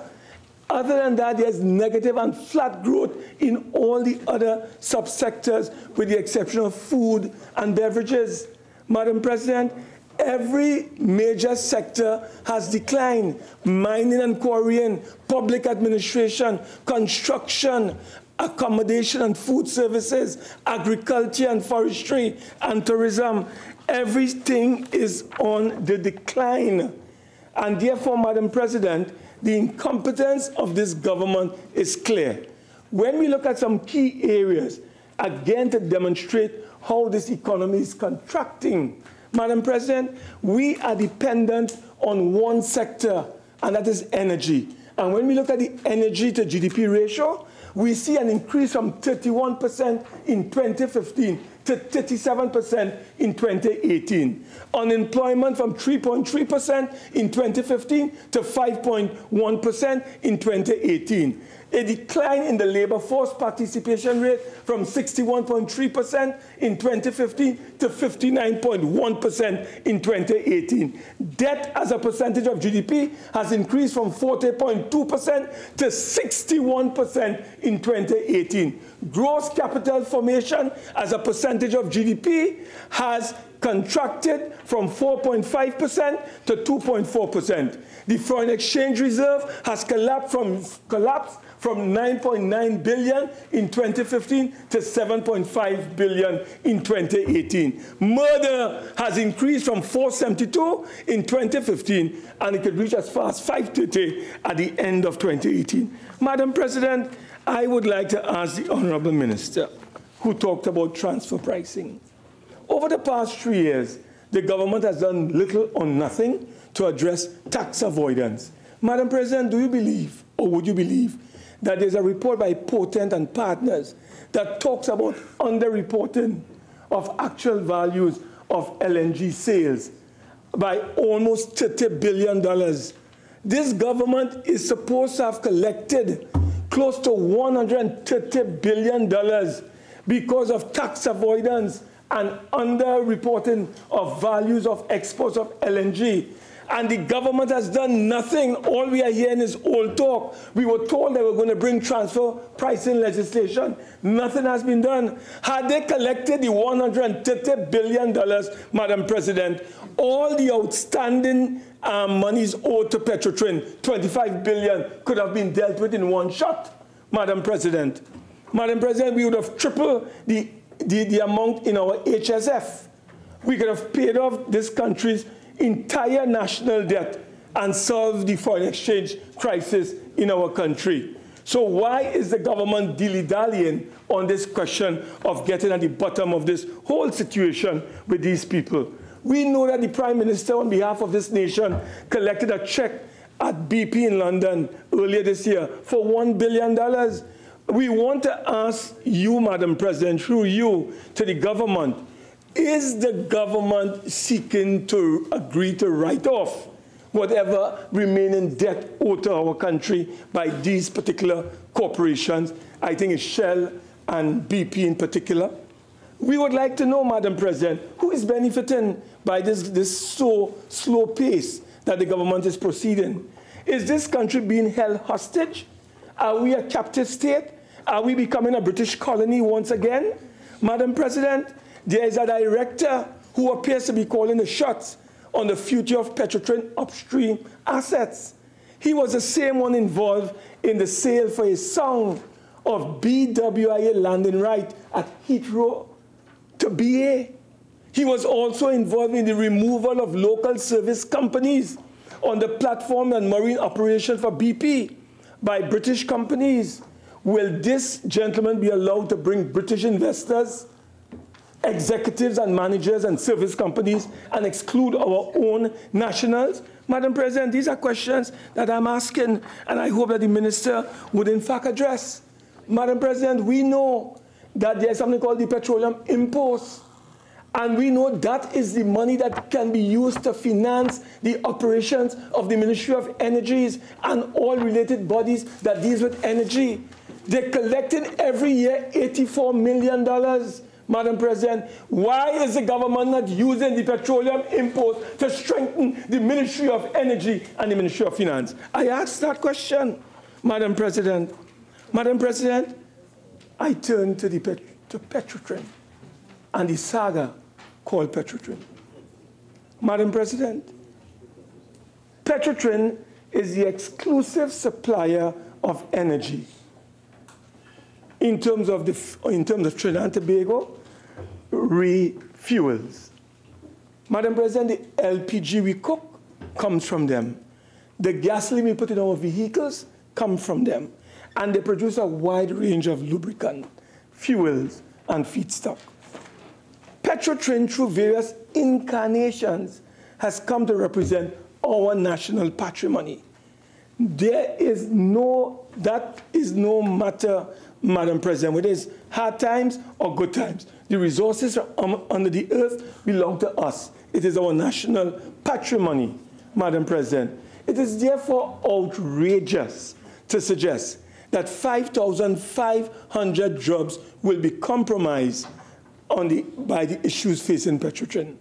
Madam President, we have estimated that 50,000 sources of employment could be at risk, whether you talk about service providers, construction, contracted maintenance, groceries, parlors. Madam President, there is no doubt that this issue is reflective of a government that is hopelessly out of touch with the people of our country. Of all the strategies to humiliate and punish the good people of this country, the actions of these people at Petrotrin have resulted in a population full of fear and angst. Madam President, our trading partners in CARICOM and beyond are bewildered and concerned for their own energy needs.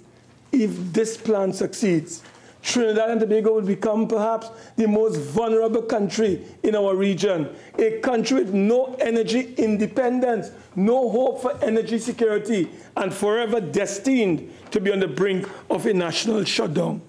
Madam President, when the PP took office in this country, we engaged in a program on a scale that we are now benefiting from today in terms of energy sector activities. We are the ones who are responsible for whatever is occurring in the juniper fields today. We were the ones responsible for whatever is happening in the Angeline fields today. The truck, which is the Trinidad onshore compression, we played a big role in that, Madam President. BPH Greater Angostura was another project that came out of us. Madam President, we had huge successes in the land bid round, manifested in the Rio Claro block, in the St. Mary's block, in the Ottawa block, Madam President. Why would government, or why would any government want to destroy Petrotrin? The facts are stubborn things, Madam President. Madam President, what has the PNM done since they came into office in terms of the energy sector? You know what they have done? Madam President, not a single new bid round after 3 years. Not a single bid round in deep, shallow, or medium water. Not a single bid round on land. A steady decline in rig days. A marked decrease in exploration and production, both land and offshore. Unregulated, aging infrastructure left to rot. litigations across the board, from petrochemical to petroleum companies, Madam President, as the government break gas supply contracts and open the state to billions of dollars in liabilities. Madam President, despite what they may say about Petrotrin profits, the facts are there to testify that this flagship company has contributed enormously to our wealth and development as a nation. Madam President, according to the EITI-TT report for 2015-2016, in 2011, Petrotrin paid into the Treasury $3.6 billion. In 2012, they paid $1.5 billion. Madam President, in 2013, they paid $4.2 billion. In 2014, they paid into the Treasury $6.7 billion. In 2015, they paid $4.1 billion. Madam President, we have estimated, based on our research, that they paid into the Treasury in 2016 $235 million. In 2017, they paid $532 million into the Treasury. And this year, 2018, they paid $520 million. In total, between 2011 and 2018, they paid over $21 billion into the Treasury of our country. And why would you want to close down such a healthy company? Because it has experienced some setbacks, Madam President? Madam President, I want to tell you today, you know why they want to close it down? Because they want to sanitize the Malcolm Jones era. You know why they want to close it down, Madam President? They want to close it down because there's a scandal called the fake oil scandal involving AMD.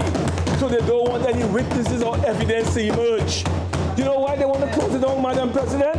They want to avoid persons from stepping forward to provide evidence on a number of crooked deals involving top government officials. That's why they want to close down Petrotrin. Madam President, we in the opposition do not support the closure of Petrotrin. I want to make that very clear. Madam President, there's a matter I want to bring to your attention. Madam President, there's something called the Production Levy. The Production Levy and Subsidy Act. The Minister of Finance told us in his 2019 budget that that is going to be eliminated when they remove subsidies completely. Madam President, do you know that between 2011 to 2016, the Minister of Finance collected close to $3 billion in petroleum levy to subsidize gasoline in this country? Over close to $3 billion. That came from the multinational corporations, from the oil companies. So, Madam President, the question that is being asked, if the government decides to do away with subsidies, is the government willing to allow $3 billion to remain in the pockets of the multinational corporations? Or will they take that $3 billion to subsidize LPG and other energy products in our country? That is a question that is being asked, Madam President. So, Madam President, there's another area I want to bring to your attention. That is the assets of Petrotrin. Madam President, Petrotrin has thousands of acres of land in prime locations all over the country. Senator Mark, you have 5 more minutes. Yes, Madam. Madam President, they have a premier health facility. They have a school, a golf club, social staff club. Madam President, they have staff quarters, homes worth billions of dollars. They have assets. They have an unused carny gantry. They have vehicles. They have bunkering facilities. Madam President, the government has begun to strip the assets of Petrotrin already. There is a company called Massey Realty that is already advertising Petrotrin Tobago property, right? In full paid advertisements in the newspapers. So they are known financier called Massey has already begun advertising to dispose of assets of this particular company and engage in what can only be described as fire sale. Madam President, all is not lost. There's hope for a brighter tomorrow. The economy can be fixed. Our country requires the implementation of a strategic and systematic treatment protocol to pull us out of this mess that the PNM government has inflicted upon us. We need a plan, an economic plan to regain fiscal balance, stabilize public debt, stop the erosion of our foreign exchange reserves, and return our economy back into a meaningfully growth trajectory. Madam President, we need to build an independently self-reliant, resilient, and confident society of the future. The UNC has a plan to move this country forward.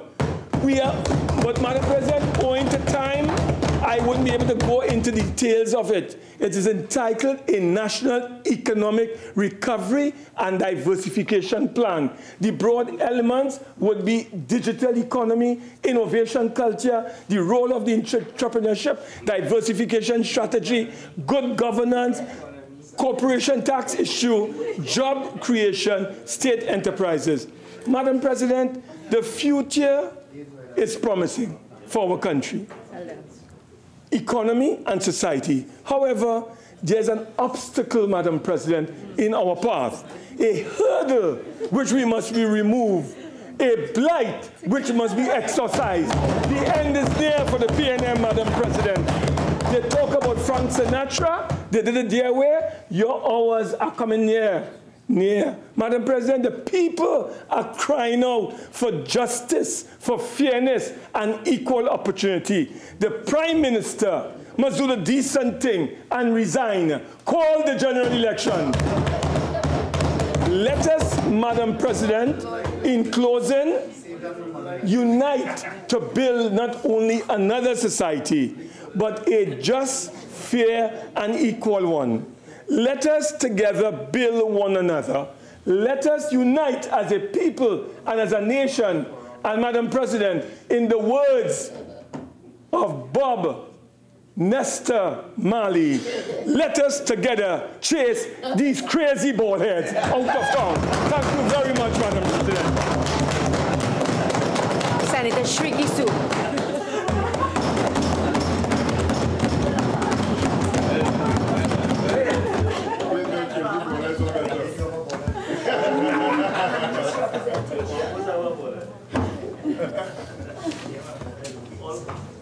Thank you, Madam President, for acknowledging me and allowing me the opportunity to present my perspective on the fourth budget presentation of the current administration in government. Having heard both sides this morning, I think it's necessary that I try to provide some element of balance in this honorable House. I'd like to thank my colleagues on the independent bench for allowing me the opportunity to begin this morning and to begin this morning on behalf of the independent bench. Madam President, this year's budget presentation has been presented against a forecasted global economic growth of 3.9% for 2018 and 2019, as forecasted in the April 2018 of the World Economic Outlook. However, in the same article, while it has presented an outlook of growth, it also says that the expansion, that the pace of development, it also presents a caution to the pace of development and has cited that expansion is becoming less even and risks to the outlook are mounting. It is therefore with a global outlook, positive global outlook, but with a caution that their risks are mounting to this increase in growth, that I present my perspective on budget 2018-2019, or for the fiscal year 2018-2019, recognizing that we are on a path, but we need to take cognizance of some of the risks that we are being exposed to.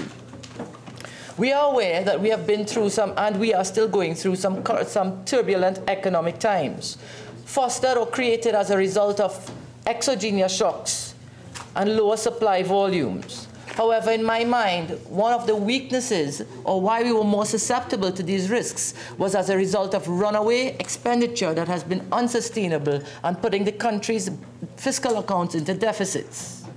However, upon this current administration assuming office, what was before them was clearly an uphill task.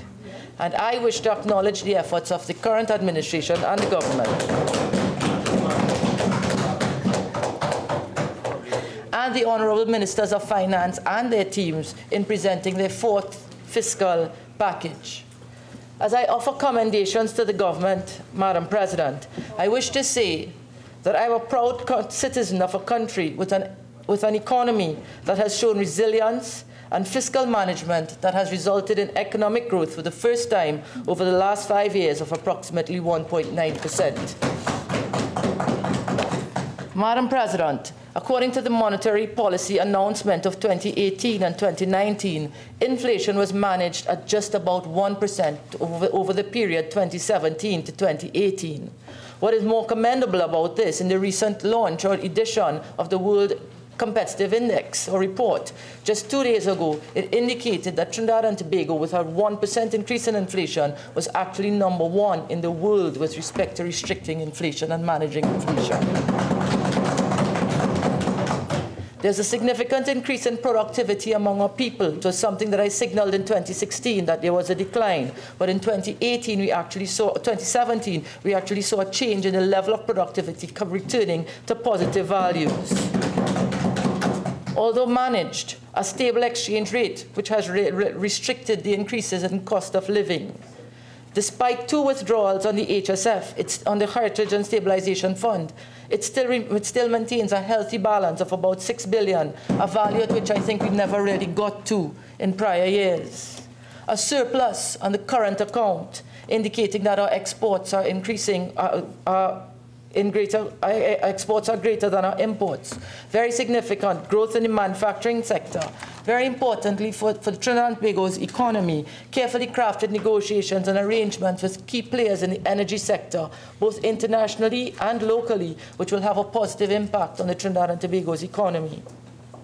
While these commendations are more macroeconomic, I also wish to highlight from the budget statement social sector policies that I'm particularly impressed with and I'm happy with for the benefits of the citizens of Trinidad and Tobago. The increase in the value of the food card, the reformation of the disability grant and its associated increase, the increase in the public assistance grant, and the increase in cap on senior citizens' pension, as well as the interim facility for retired workers. In terms of other fiscal measures, I support the following measures: increase in penalties under the Children's Act, increase in penalties under the Litter Act, increase in penalties for bush and forest fires, and the opening of remote health centers 24/7. These are absolutely commendable in my mind, and I really wish to acknowledge the efforts of the administration for putting together a fiscal package like this, and at least indicating in some sectors and in some against some macroeconomic indicators that at least we're moving in the right direction with at least some of the indicators. I'm aware that we can't fix all immediately and at one time, but at least if we start to fix it bit by bit, we can return the economy to sustainability and resilience. Madam President, I'm sure that the commendations that I've offered and the strengths of the fiscal packages would not be limited just to what I've said, but there are other areas. But these are the few that jumped out at me, and I wish to state it emphatically at the beginning of presentation. However, Madam President, now I have the opportunity to go through the budget and at least present my perspective now, not necessarily against or anti-government, but a fair view of what I would like to present, and I hope that it's well received. Madam President, with respect to expenditure, it is noteworthy that this current administration has significantly brought down the level of expenditure in this country. This year it's estimated at 51.7 billion. Last year it was estimated at 50.5, but it came in at 48.9 according to the revenue and expenditure statements. It is very noteworthy to state that the level of expenditure attained in 2017-2018 was the lowest it has been for probably decades, since 2010. And therefore, coming down to that level of expenditure and managing the economy was very critical at that reduced level of expenditure.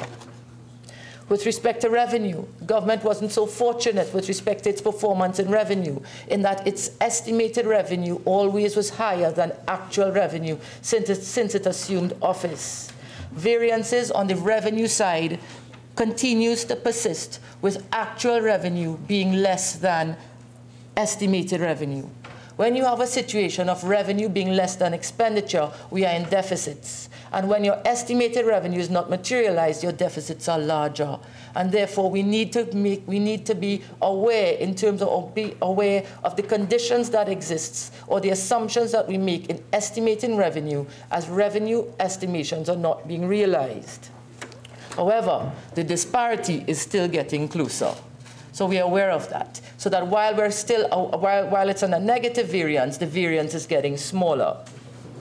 With respect to the deficit, since this government has assumed office, what we're seeing is a difference between the estimated deficit and the actual deficit. There has been growth in the actual deficits as compared to the estimated deficits.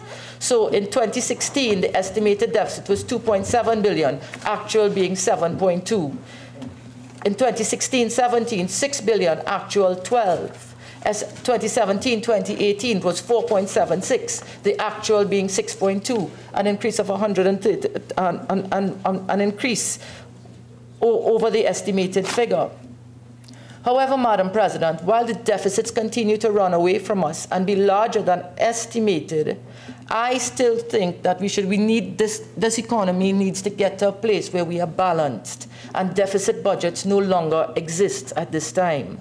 However, I just want to point out to the government that one of the reasons that the deficits are larger than it's estimated, it's because of your performance with respect to the collection of capital revenue. Capital revenue estimated in 2016 was 9.5 billion. Actual was 3.9, a difference of 5.6. And the deficit was over by just about 6. The estimated deficit. So which means I'm just showing here that the size of the deficit can actually be reduced if you can collect the capital revenue that you say that you would like to, that you estimate to collect. In 2017-2018, your estimated capital revenue is 6.4. You only collected 833. So there's a significant shortfall. So the shortfall in revenue, in my mind, has a significant, or is being affected significantly by the collection of revenue estimated on the capital side. And I ask that this be paid attention to, because in 2018-2019 we have estimated 3 billion coming from capital revenue. So it's very noteworthy to pay attention to how this has performed. I firmly believe that the hope of a balance, I believe that the hope of a balanced budget is near. I honestly think that if a cap, or if the reins on expenditure would not be loosened or are not loosened at this time, and all revenue can actually be collected as estimated, we can be very close to an economic performance where revenue may almost be equal to expenditure this year, if it is that the government has the same performance with respect to expenditure as they would have done in the first 3 years. Madam President, I now move away from revenue and expenditure and focus on GDP for a little bit. GDP over the last couple of years have been on the decline in Trinidad and Tobago, reaching an all-time low, or reaching a low in 2017 and 2016, and experiencing a bit of a rebound in 2017, a growth of 2017-2018, recording a growth of just about 1.9%. Madam President, what is very significant at this time, and I wish to say it, is that this level of increase in GDP has been as a result, or its achievement was achieved, I should say, with the lowest level of expenditure, so that as less was put into the economy was still able to experience growth. And therefore, it is doing more with less. Correct. And so it is just saying that the way in which expenditure is being placed into the economy is falling into the hands where the multiplier and circular flow of money is allowing it to expand at the rate it should. And so it's very commendable that at reduced levels of expenditure we can experience an economic performance as we did last year. And so I really want to commend the government for that achievement. With respect to GDP again, my colleague, Senator LeHunt, the industry of water and sewage has actually made its largest contribution to GDP over the last 5 years. And I do believe it's noteworthy, and I want to express my commendation to that. With respect to the manufacturing sector, as the Honourable Minister in the Ministry of Finance indicated, the manufacturing sector was really the sector that boosted the Trinidad and Tobago's economy over the last year.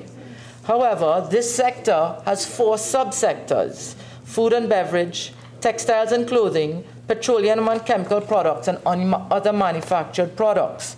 While the manufacturing sector demonstrated a positive economic performance and contributed 7.3% additionally to GDP, the petroleum and chemical subsector in that division actually was the strength in that sector, demonstrating an increase of 9%.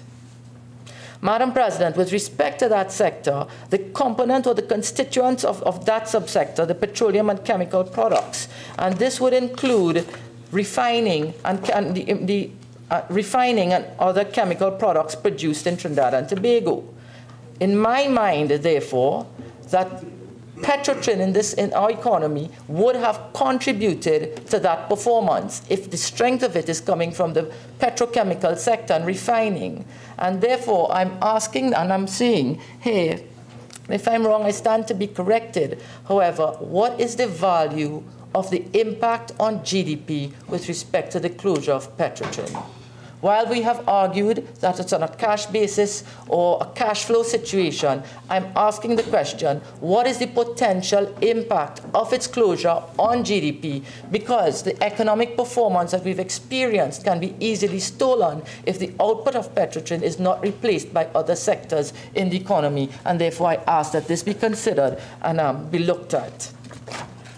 With respect to agriculture, Madam President, while I've identified the high-performing sectors, agriculture remains one of the areas in which I remain optimistic with respect to its performance. Its performance has been very erratic, indicating some years of growth and some years of downward decline. Last year, we've experienced a 15% decline in the performance of the agricultural sector. Why I'm paying attention to this sector is that I do believe that this sector has the potential to increase food production, reduce our food import bill, as well as lower reserves. So with respect to the Minister in the Ministry of Agriculture, I understand that he has work to do. I commend his efforts, but I think we need to be a little bit more robust in that sector and try to grow that sector. Respectfully so, Honourable Minister.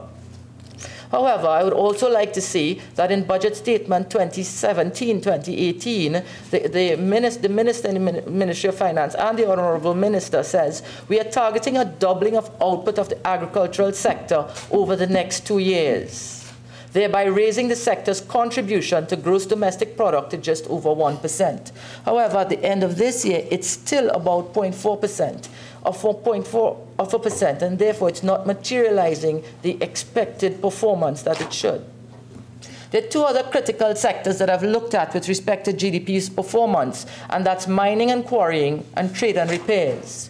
Mining and quarrying has recorded its lowest contribution to GDP over the last 5 years. It has experienced a contraction of approximately 15% since 2015 and has shrunk by a further 1.8% over its last year's performance.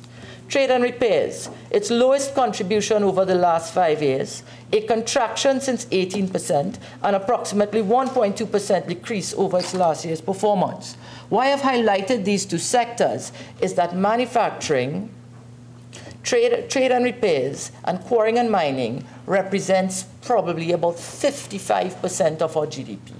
And if these two large sectors, mining and quarrying and trade and repairs, are on the downward slide, it's saying that our economic growth can be stymied by the performances in these sectors. And therefore, I ask the government to pay attention and, if possible, arrest the decline in these sectors. With respect to interest rates, Madam President, monetary policy announcement November 24th by the central bank held the repo rate at 4.75%. But in June 2019, 2018, they sought to raise the repo rate, increasing the interest rates in Trinidad and Tobago. And this was severely influenced by the TT-US differential on 3-month treasuries. The differential at that time was 74 basis points. And so the Monetary Policy Committee took a decision to raise the repo rate to 5%. Two issues here. Lending to the private sector continued to grow in 2018. However, this reflected mainly loans for refinancing and debt consolidation, which is signaling that the private sector is experiencing some liquidity problems. And second, there was nonetheless a widening of the negative differential between Trinidad and Tobago and the US 3-month Treasury yields over the third quarter, taking it up from -83 to -86 basis points. So the differential has widened, and we have kept the repo rate as it did in June 29, but did not increase it in September, although we had a widening differential. The exogenous factor, or the growth of the U.S. economy and rising rates in the U.S. economy, will influence the interest rates in Trinidad. And if we don't increase it, what you could have is capital flight and investment leaving the country. However, interest rates in this country, higher interest rates, which are what we're seeing here, has the potential to decrease or influence aggregate demand in a negative way and suppress the economy. We need to manage and monitor what's going on with interest rates, especially given the fact that there's an external shock or an external factor, meaning the performance in the US, that's affecting interest rates in Trinidad, and we don't really have sole control over it. So in order for there to be interest rate parity, we are susceptible to higher interest rates, given what's going on in the global economy and especially in the US. With respect to credit ratings, it is no secret that Trinidad and Tobago's creditworthiness, as reflected by our credit ratings report, have deteriorated over time. From very early on, I warned that this was possible, and now we are experiencing it. In 2018, while Standard & Poor's maintained the rating of BBB+, it changed the outlook from stable to negative. What really is BBB? BBB is saying here, an obligation-rated BBB exhibits adequate protection parameters. However, economic conditions or changing circumstances are more likely to lead to weakened capacity. And therefore, what's going on, or what the credit rating is signaling, is saying, listen, while there's some element of security, we are vulnerable. And there are certain factors, if it plays off, can impact upon us negatively. It is with this in mind that when the budget statement, when it was presented, that did indicate that there's a possibility, or given the economic performance, that the credit rating or the outlook could actually be changed. Standard & Poor's identified 4 areas that would needed to be adjusted in order for the outlook to change: exchange rate pressure, restrictions on accessing foreign currency, negative yield differentials on short-term treasury securities, as just explained, and historical gas supply shortages. We've seen an upswing in the supply of natural gas, so I think the 4th factor has taken care of itself. However, exchange rate pressure, restrictions on accessing foreign currency, and the differentials on short-term treasury notes between Trinidad and Tobago and the US continue to exist. And therefore, given 3 of the 4 factors remain unsatisfied, I'm unsure, and I remain guarded about making a pronouncement on a change in the outlook as assigned by the credit agencies. Further, this credit rating will be affected by persistent budget deficits larger than being estimated, an increasing debt burden at higher rates of interest, refinancing of loans such as Petrotrin, debt service utilizing a significant portion of revenue annually, and falling international reserves.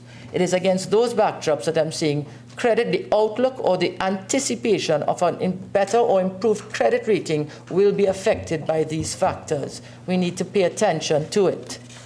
With respect to foreign reserves has also been falling over time.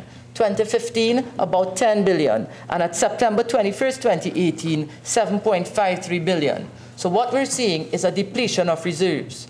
I would like to say that the calculated drawdown on reserves was, in my mind, remains as a result of the deliberate strategy of the government to defend the currency.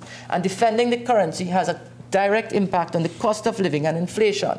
Therefore, from that context, I can support the strategy. However, I'm unsure as to how much further we can carry the strategy as the reserves fall. But more importantly, as we experience a decline in foreign reserves, there's a significant factor that's affecting foreign reserves, and that's balance of payments. The government needs to be commended for the current account being in surplus, with exports greater than imports. But the overall balance of payments has recorded persistent deficits over the last 3 years. And so what that is saying is that as the balance of payments records deficits, those deficits have a claim to foreign reserves and must be settled. So while the government seeks to manage foreign reserves in a calculated manner, the performance of balance of payments cannot be calculated and therefore will have a claim and can cause a further depletion of foreign reserves. And so I ask that the balance of payments account also need to be looked at and managed in terms of trade to try and return the balance of payments to a surplus position. Because when you look at the balance of payment position from January to March 2018, it has already worsened by 6% year on year. And therefore the outlook of that account is not positive at this time. Madam President, the exchequer account and balances of the central bank overdraft. I think this one is the one that has burdened me the most. It has really burdened me. And while we've started to see some element of growth in other areas, these balances, which represent the cash balances of the government, really signals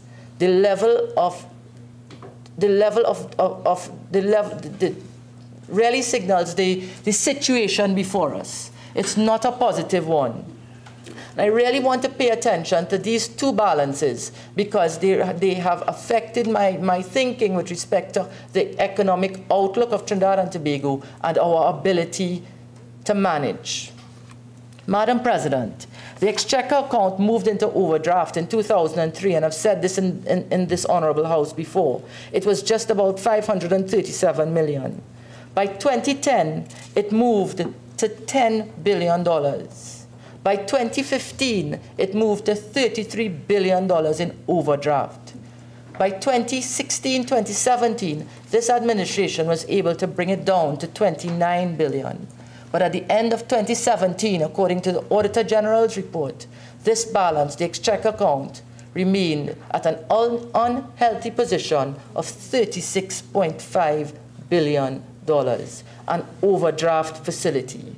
What is worse is that in 1 year, 2016 to 2017, the balance on the exchequer account worsened by $7 billion, 29 to 36. Why this is of concern to me, and everyone in this Honourable House would be aware, when the 2015-2016 budget was presented, the Honourable Minister of Finance said that these accounts were allowed to just run away. And today, some 3 years after this current administration, we're seeing that you've taken the exchequer account, the same account that we've chastised in Budget Statement 2015, we're seeing it at a worse position at this time. With respect to the overdraft facility at Central Bank, 2016-20, according to the Auditor General's report, $5.5 billion. Today, at the end of 2017, I should say, negative $10.5 billion, a worsened position at the Central Bank overdraft by an approximately $5 billion. Madam President, these are significant factors, and I'm quoting it based on the Auditor General's report, and it needs to be addressed. No administration has taken heed of these balances and sought to address it in any way.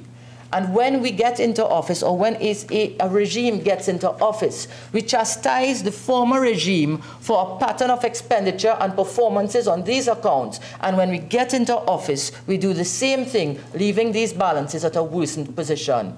Who is really affected by these balances, and it's really the citizens of Trinidad and Tobago. They are not here to defend themselves, but with my voice I can raise a flag and saying these accounts, while we applaud the achievements of the government, these accounts and someone, whether now or into the future, will be confronted with the decision to begin to address these balances.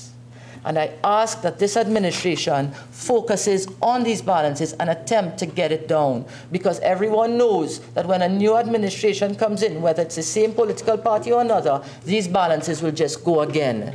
Who will take the responsibility to secure the future and future generations of Trinidad and Tobago? Madam President, with respect to the NIF, the government has had a very successful launch of the NIF and a great participation with it. I commend the government for doing so and in their strategy. However, there was a significant question that I raised in my debate when we sought to debate the motion to exempt the NIF from corporation tax, And I'm reading from Hansard here, Wednesday, June 27th, and I said, I'm asking for an indication of whether or not the government has the intention of holding on to the $3.9 billion investment in this fund, or is it that we're going to see further debt being raised or further revenue being raised from this facility? The reason why I raised this issue is because your capital repayments and your interest payments are funded by the dividends on that account. If $8 billion in assets is funding a $4 billion debt, then the investors are somewhat safe. But if you start to increase the debt against those assets, then I'm unsure of whether or not the performance of those assets can actually meet both capital and interest payments of the existing debt and the new debt.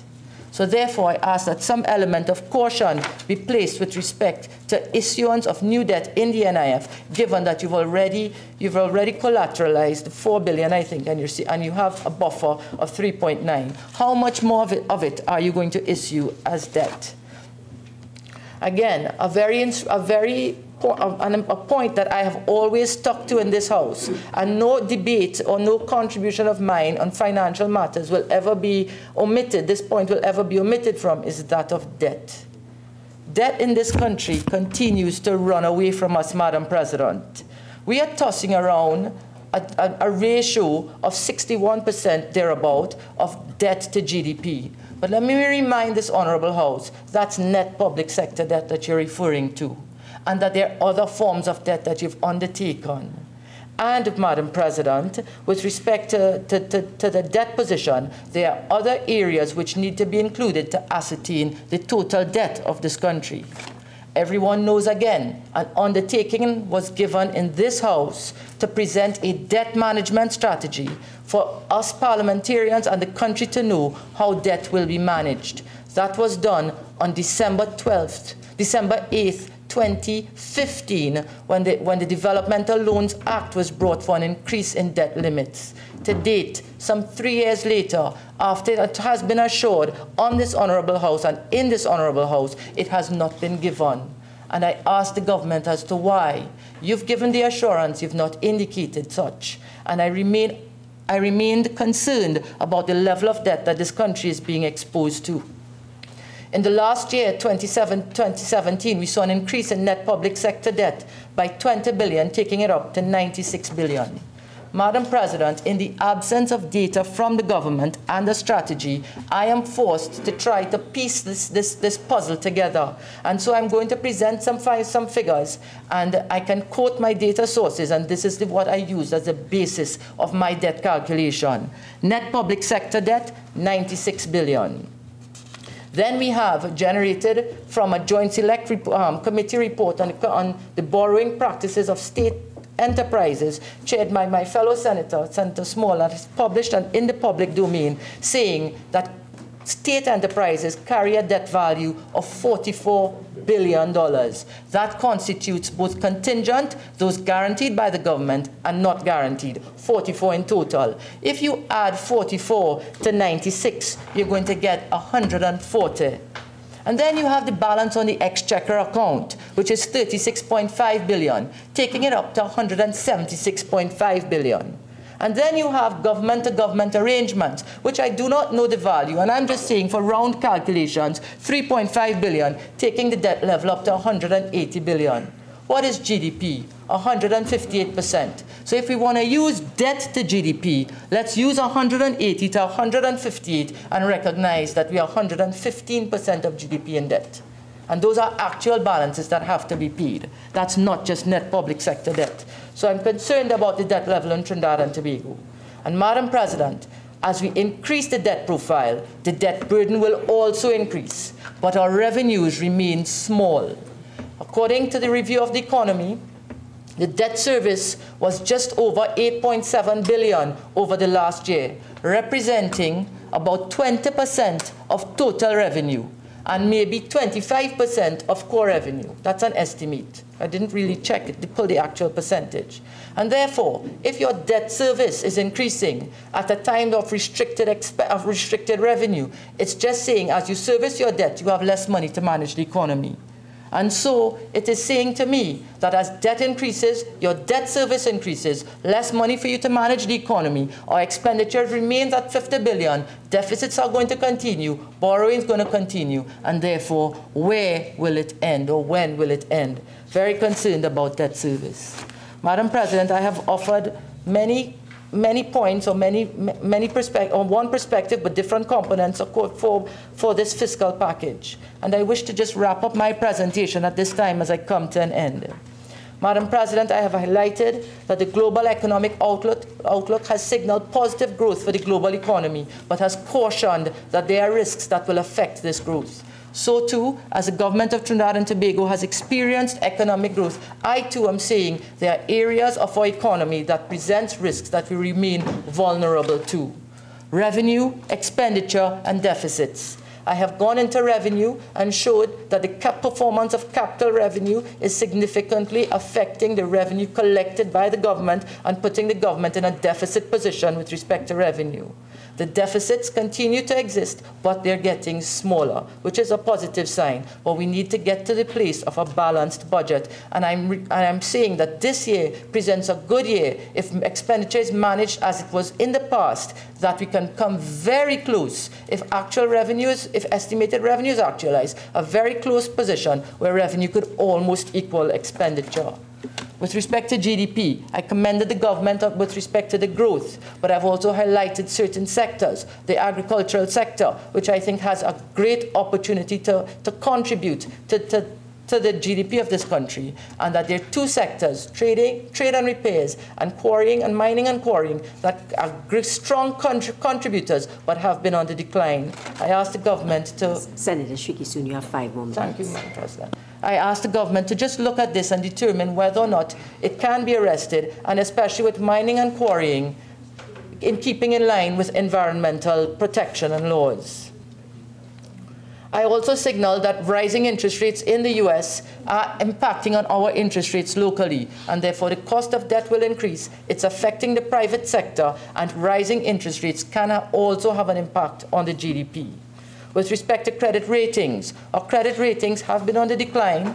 However, there are 4 factors that were identified by Standard & Poor's, 3 of which we remain exposed to, namely exchange rate pressure, restrictions on accessing foreign currency, and negative yield differentials. These can impact on our credit rating. Foreign reserves are falling. But again, I'm saying, I understand why, but we need to get to a place where we will decide at what level that we can no longer afford to defend the currency. The surplus on the current account continues to be a strength. However, overall balance of payments continue to record deficits, which represents an outflow and a claim to depleting foreign exchange. The balances on the exchequer account and overdraft at the central bank remain disappointing for me, because it is representing a level of indebtedness that we need to address, that no administration is paying any heed to. With respect to the NIF, success experienced by the government, but I caution against new debt in terms of matching the cash generated as dividends out of the assets against the outflow required for interest, for payments of interest and redemption of the bonds. 9, debt levels continue to increase, and there is justification for it in terms of GDP. But let's not talk net public sector debt, let's talk total debt. Can someone during the debate signal what is the total debt of this country and not just net public sector debt? And I'm not talking about total public sector debt, which has a figure for sterilization. I'm talking about net public sector debt and all the other areas of debt. Can someone indicate that? Madam President, as I come to an end, my contribution today means no element of disrespect to anyone, but I honestly hope that it's taken from a perspective of an individual or a citizen with a desire to see our economy grow and flourish. I commend the government for the areas that you have experienced growth and performed well, and I've highlighted areas which I think needs at least some level of concern and to be addressed. And I think if that is done, our economy will continue to grow from strength to strength as demonstrated in its recent turn. However, as I end now, I'm saying your 2015 budget theme or election campaign, let's do this together, is not in sync with your closing budget statement, we did it our way.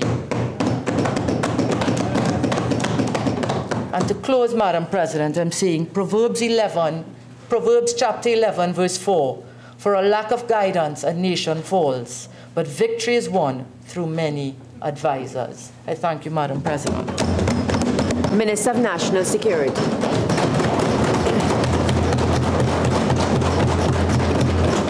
Thank you very much, Madam President. It is indeed a privilege and an honor to be allowed to contribute in this House, and in particular to contribute on the area of national security. Madam President, the government recognizes and has always recognized and accepted that national security is a critical element in the whole makeup of the government and the country, and in fact plays a very important role in the security and the safety of our citizens.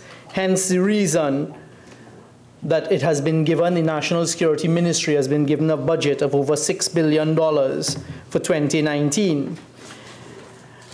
Madam President, I am here today to provide a message to the citizens of Trinidad and Tobago through this contribution that this government is not into the politicization of crime, that we are committed to working with law enforcement and other bodies and citizens who are prepared to do what they can to alleviate and to address the issues of crime, which unfortunately are multi-pronged in our current society. I'd like to bring and start, Madam President, by bringing to the attention of our citizens something that has this administration very concerned, and something that has our law enforcement officers, the men and women who are tasked with the responsibility of providing a safe and secure Trinidad and Tobago, very concerned. That matter and issue is one that has become known in the world that we live in today as fake news.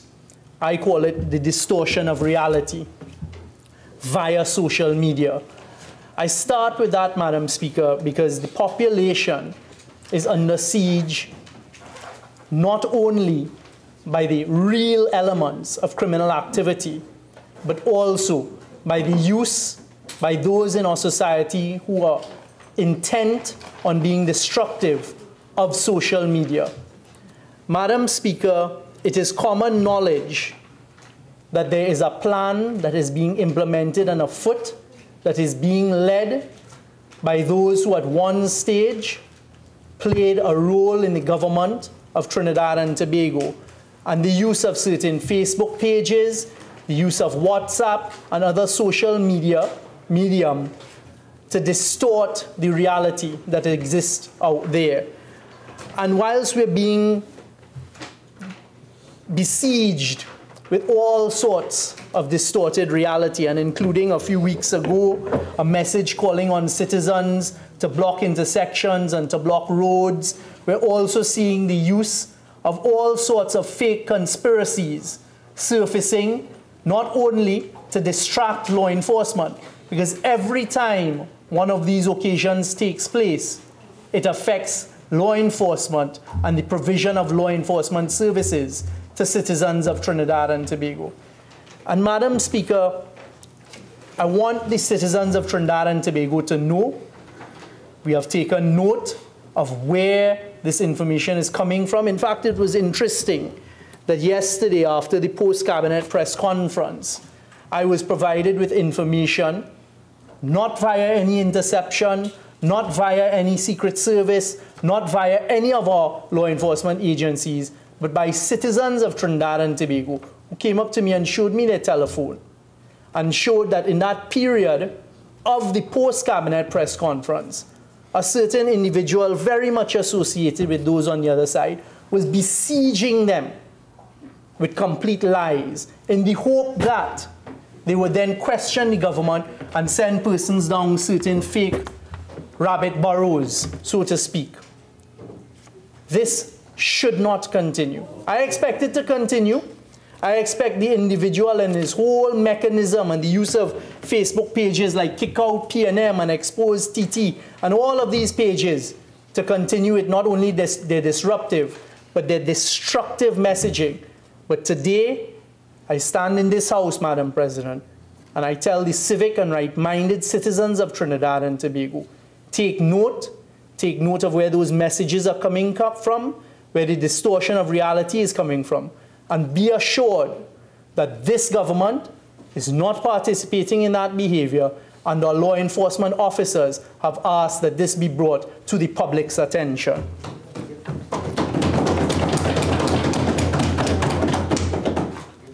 I will develop that later on, Madam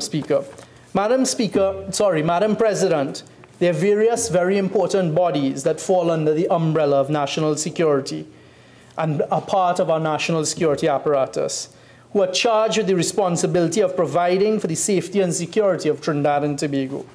And I'd like to just talk about a few of them. We have the Trinidad and Tobago Fire Services. We have the Lifeguards of Trinidad and Tobago, the Trinidad and Tobago Prison Services, Immigration, the Trinidad and Tobago Police Service, Trinidad and Tobago Defense Force, Appropriation Services, and the Cadet Force of Trinidad and Tobago. I would like to start at the outset, Madam President, by thanking the dedicated men and women who are part of all of these establishments and letting them know that as citizens of Trinidad and Tobago, and in particular as the Minister of National Security, they have this government's full commitment to work along with them, with our limited financial resources, to extract the best value, firstly for the men and women who form part of these services, and secondly by working along with them for the citizens of Trinidad and Tobago. I have met with the associations and the executives, Madam President, of the Trinidad and Tobago Fire Services, the Lifeguards, the Prison Services, the Trinidad and Tobago Police Service, the Defense Force. I've met with Immigration and all of these other bodies. And they have asked that I highlight some of the discussions that we've been having. I'd like to start with the often forgotten and sometimes hidden in the shadows Lifeguards of Trinidad and Tobago. The Lifeguards of Trinidad and Tobago fall under Ministry of National Security. A cabinet colleague asked me recently, should it not be with the Ministry of Tourism, and why is it with the Ministry of National Security? We at the Ministry of National Security are pleased to have as part of our cadre the Lifeguards, and as I explained to my cabinet colleague, our policy is that Lifeguards provide for the safety and security of persons at our nation's beaches. So today, as a citizen, I ask that we thank the Lifeguards for the service that they provide in often very difficult circumstances. I give them the assurance that in this fiscal year, we have gotten some money, and we will utilize that money to improve the conditions that they operate under, the use of jet skis, the use of other equipment. We can't provide to all of the established locations, but I have promised the Lifeguards that we will work along with them to ensure better facilities and services and conditions. The next area I'd like to talk about is the Trinidad and Tobago Fire Services. I have met with the Trinidad and Tobago Fire Service Officers Association and the executive. They have highlighted a number of difficult areas that they operate in. In my touring of their headquarters, I am disappointed to report that after all of these decades and the amount of money that we've had in the country and money that we've spent, they still are operating under subpar conditions. I saw their dormitories, their officers' mess, the areas that they're operating in. And I have given them the commitment that we will work alongside with them, not only to try and improve their facilities, but I've also begun reaching out to some of our foreign allies to provide much needed training, trainer training, and to improve their whole element of how they operate in Trinidad and Tobago. And I give them the assurance that this government and this administration is going to do all that it can. We saw some of the equipment that they're utilizing. We've gotten in the budget increases for the fire services, and it is to try and upgrade their equipment and services. And also we're looking at what can be donated to assist the Trinidad and Tobago fire services in Trinidad and Tobago. I will be visiting some of the more far off. They've asked me to visit the Point Fortin fire station and some of the other stations that are in need of repair.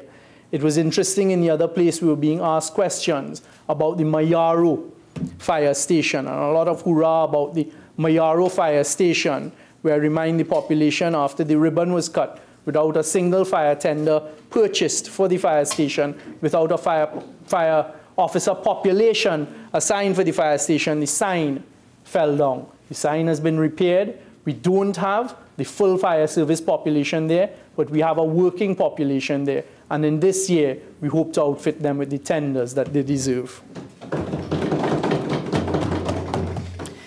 A lot has been achieved with the Immigration Department in the past year, and we expect to achieve a lot more in this year. Madam President, this government is very aware that part of the problem that we're facing with crime right now is that our borders is too porous. Our borders are too porous. And the reason for that, the population knows, is that they were not properly secured for a period of time.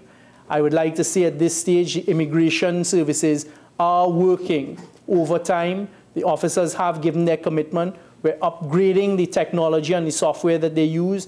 We're also in discussion with our American allies about the implementation of a system called PICES, which allows us to be part of a global network that gives us more access to databases that allow us to know certain wanted persons who are wanted for crimes in various jurisdictions or red-flagged individuals when they come or attempt to enter our shores. The immigration services have our commitment. We will continue to work with them. We are identifying at some of our seaports the improvement of the systems and use, because the government does not have its head buried in the sand and knows that what is happening in our neighboring country of Venezuela is somewhat affecting us, and we prefer to be prepared and dealing with the issue than waiting for it to become any crisis, which it is not. Madam President, the Trinidad and Tobago Prison Service. The Trinidad and Tobago Prison Service is currently under a national spotlight due to some very unfortunate and tragic incidents that have taken place with the killing of 2 of their officers within the last couple of weeks. The government has offered its full sympathy and condolences, and I would like to say that from day one coming into this position, I have been meeting with the Prison Officers Association, Mr. Seren Richards, and under the astute leadership of Mr. Gerard Wilson, who is on leave, the Acting Commissioner of Prisons when he was on leave, and the current Acting Commissioner of Prisons, Mr. Dane Clark, a lot of progress has been made. On my first meeting, when I toured the maximum security prison and the remand yard and mixed amongst the prisoners as well, I listened to both the perception of the prisoners and how they saw the world through their lens, as well as the prison officers. I'm happy to report to the prison officers one of the things they asked for on that occasion, and I was quite surprised we didn't have it as yet, was stab vests. We have procured stab vests for the prison officers, and we hope to be able to deliver it as soon as it arrives within the next couple of weeks. Another issue that they raised with us is the implementation of a state-of-the-art technology alarm system at maximum security.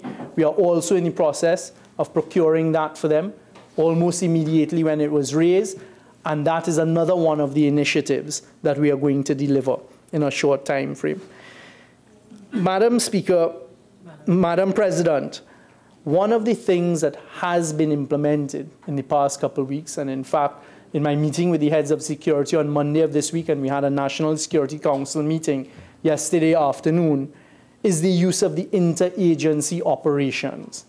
I would like the public to know, and the prison officers to know, that that has been implemented.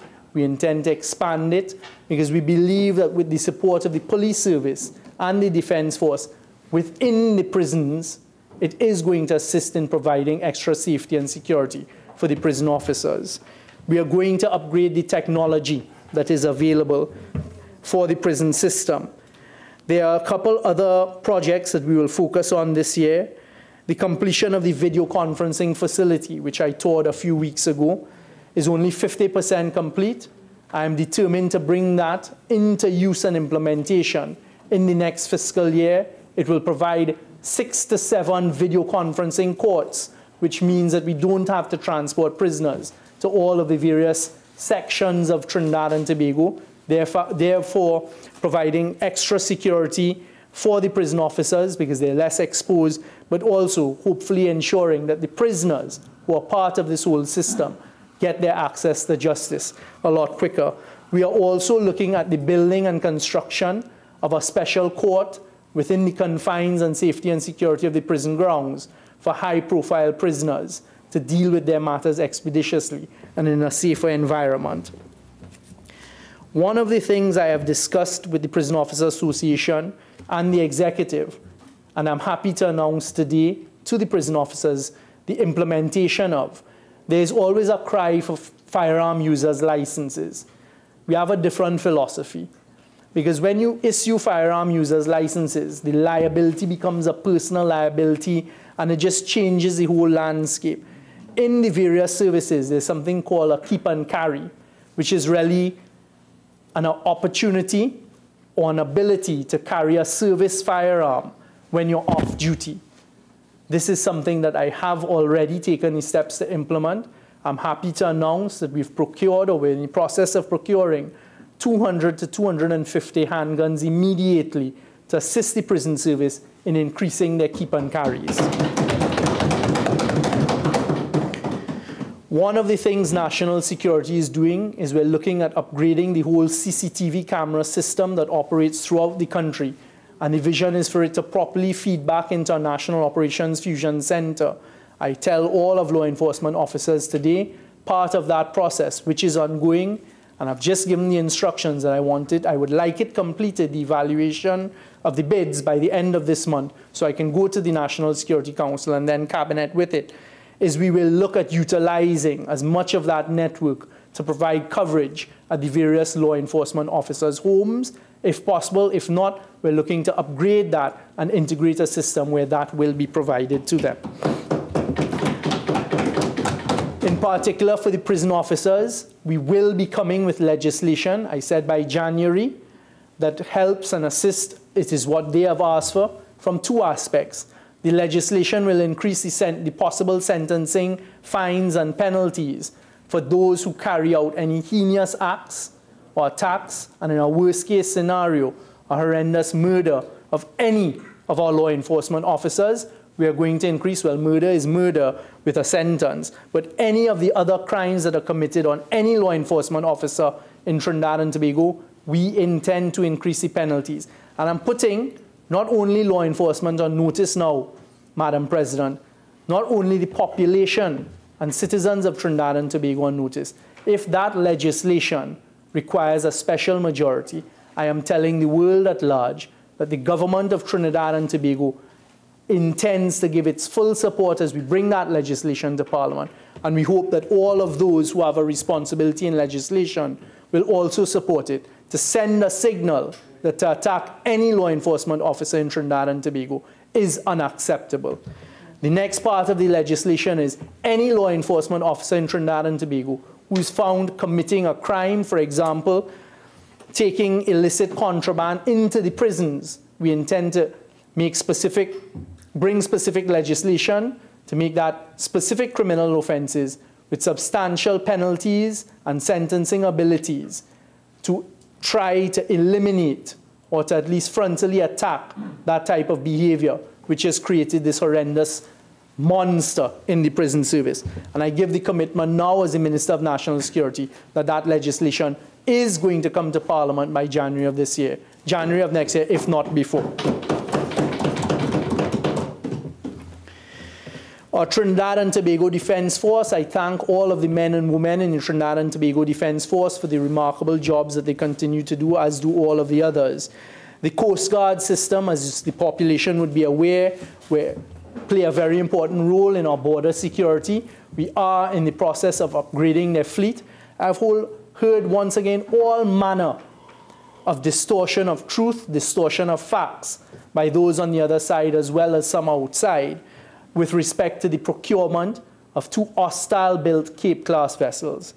First point, when the Prime Minister of Trinidad and Tobago, Minister Moses was there as well in London at the CHOGM visit this year, asked to have a bilateral conversation with the then Prime Minister and Foreign Minister of Australia. It was immediately announced to the world at large and in the full glare of the world what those discussions were about. We have a need for fast ferries. We also saw a need to secure our borders, and the Australians are known for building some of the best marine vessels in the world. And at that time, Minister Moses can attest, the Australian Prime Minister told our Prime Minister there is a new fund in Australia that we may be the first to access, where they are willing to provide funding for the purchase of military vessels from Australia. We then followed up with a working visit to Australia. We came back and told the country that we have managed to get access to the fund by the Australian government, and we're looking at purchasing 2 of these Australian Cape-class vessels. There is no secret. There is nothing untoward. There is no surreptitious behavior in that whatsoever. They ask about the procurement. It is something that is called government to government. Austal is recognized as one of the best marine vessel builders in the world, and ironically, their naval and border patrols are using these vessels, and a host of other Pacific islands are placing orders with Austal for these vessels. The American and the US Navy, Austal has a shipyard in Alabama specifically to service the US Navy as they build vessels for the US Navy. There is everything above board, and I ask the population of Trinidad and Tobago not to be distracted by those who are on a destructive path of Trinidad and Tobago. If we had the OPVs when we should have had them, a lot of the illegal arms and ammunitions that are here now would not be here. Cancel the OPVs, but keep the helicopters. I remind the population, when we came into office, one of the helicopters that was supposed to be used for national security was being used as a glorified maxi-taxi limousine with a wet bar and a flat-screen TV for those on the other side, as opposed to being used in law enforcement. The Coast Guard's radar system, again, was neglected in the past few years. We have given the go-ahead, not only for the proper maintenance, restoration, but upgrade of the coastal radar system that is also going to help us in the protection of our borders. When we came into office, what we were told recently is that out of the 25 interceptors to be used by the Coast Guard, they were down to only 5 being able to be used because a complete lack of a maintenance schedule, a complete lack of funding during a certain period in time. We are going to order some new interceptors, and we are looking to see out of the fleet of 25 how many can be repaired and get them back into the water to protect our borders. These are some of the initiatives. The level of training we've been able to access as an administration coming in for our defense force with our allies has been increased. We've worked very hard, Minister Moses' ministry and other arms of the government, in ensuring that the relationships were rebuilt with some of these allies of ours. I hear the laughter on the other side. I will tell the country here that when we came in as an administration, one of the first issues we faced in national security, and we were told of at the highest level of the National Security Council is during a specific period prior to 2015, there was a non-sharing of information because there was a serious international concern about people in the room. That does not apply to this administration. We, once again, through very hard work and efforts, have full access to all intelligence provided by all of those countries in the world now. That was rebuilt.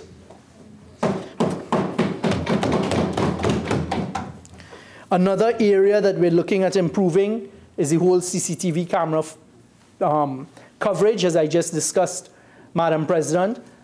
The bids are in. We're looking at feeding that straight into our National Operations Center. We're right now rebuilding and putting in place a policy to ensure that our National Operations Center works as a fusion center and that every arm of national security, the police, the Defense Force, the SSA, the fire services, customs, immigration, the prison services, and ODPM have seats inside of the fusion center. And this will help us in our attack on crime, as every element of the apparatus will be seated there, the intelligence coming in firsthand, and then we manage to feed it out where it needs to be fed out. Trinidad and Tobago Police Service. I'd like to remind the population one of our manifesto promises was, for the first time since 2012, to have appointed a permanent commissioner of police. That was achieved. We welcome Mr. Gary Griffith into his role. He has been performing very well. We have an excellent partnership. And I'd like to take this opportunity to remind the population that at the time, in another place that is charged with the constitutional responsibility of appointing a commissioner of police, not a single member of the opposition supported the appointment of Mr. Gary Griffith. Not a single one of them supported the appointment of a permanent commissioner of police, even though he served as a Minister of National Security alongside with them. Let the population remember that. Let the population remember that. And let those on the other side explain at some stage why they did not want to support a permanent commissioner of police being appointed in Trinidad and Tobago.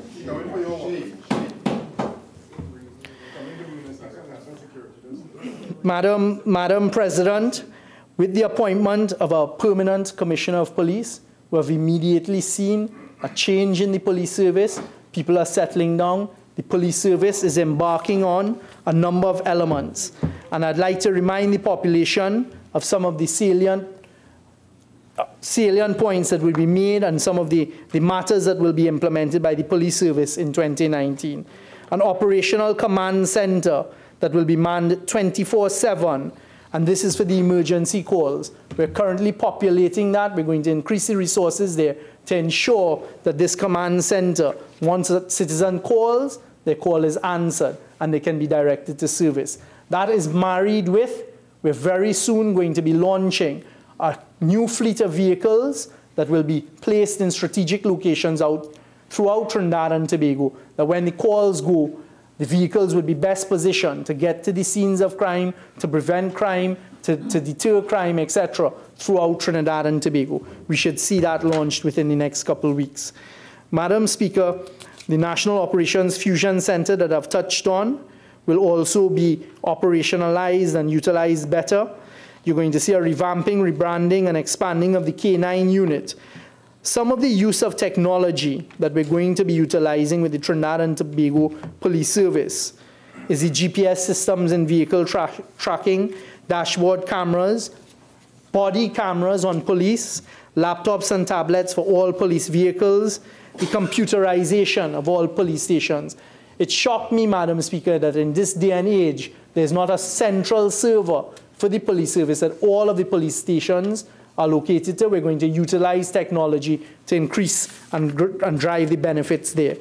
Another area you're going to see introduced is the use of non-lethal weapons by the police service, by the Defense Force, as well as in the prison service. And we're talking specifically about tasers, the use of rubber bullets, and even the use of pepper spray. because we have looked at it, and the law is that they can utilize it. So we're in the process of procuring it for those three various bodies. At this stage, I'd like to also thank the officers who work tirelessly in the SSA. Again, a lot of destructive comments are made about these men and women, but I can tell you, having gone through a number of operations and seeing how they work, or rather the output of the work that they do along with the Defense Force and the Trinidad and Tobago Police Service, these unnamed men and women are to be congratulated for the work that they are doing to keep Trinidad and Tobago a safe place.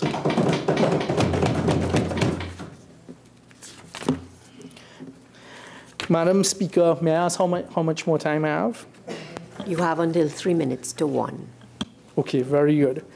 So, Madam Speaker, Madam President, these are some of the areas that national security is focused on in the next year. We're also going to be having conversation with the various service commissions to try and ensure a recruitment of officers and men and women into the various arms of national security.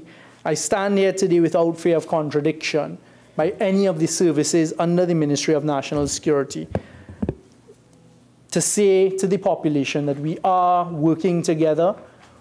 The bonding that has taken place and the utilization of all of the various technology and resources of each of these elements and arms of national security is coming together, and that can only redound to the benefit of the citizens of Trinidad and Tobago.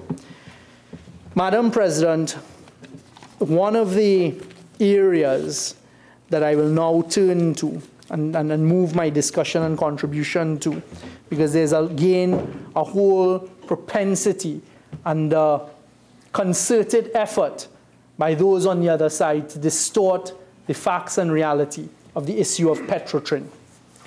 I was listening a short while ago to the contribution on Petrotrin and the complete fabrication of information with respect to Petrotrin. So I use this opportunity now, Madam Speaker, to tell the country that what is taking place at Petrotrin now is at the end result of a very long, continues to name you as Madam Speaker when it's Madam President. Thank you very much. Madam President, at a very long, arduous, meticulous process, and that is what this is about. I heard the allegations of union busting and attacks on the unions and the workers. Again, I stand here without fear of contradiction, and I remind the population, and I remind Comrade Ansel Roger that in 2014, 2015, the then Prime Minister, thankfully now the leader of the opposition, led a charge directly against Ansel Roger. She stood in this Parliament and basically made allegations about Ansel Roger and that he caused the death of a worker in Trinidad. What the population may not know, at that stage, she also then instructed. Imputing improper motives of a member of the House of Representatives, Madam President.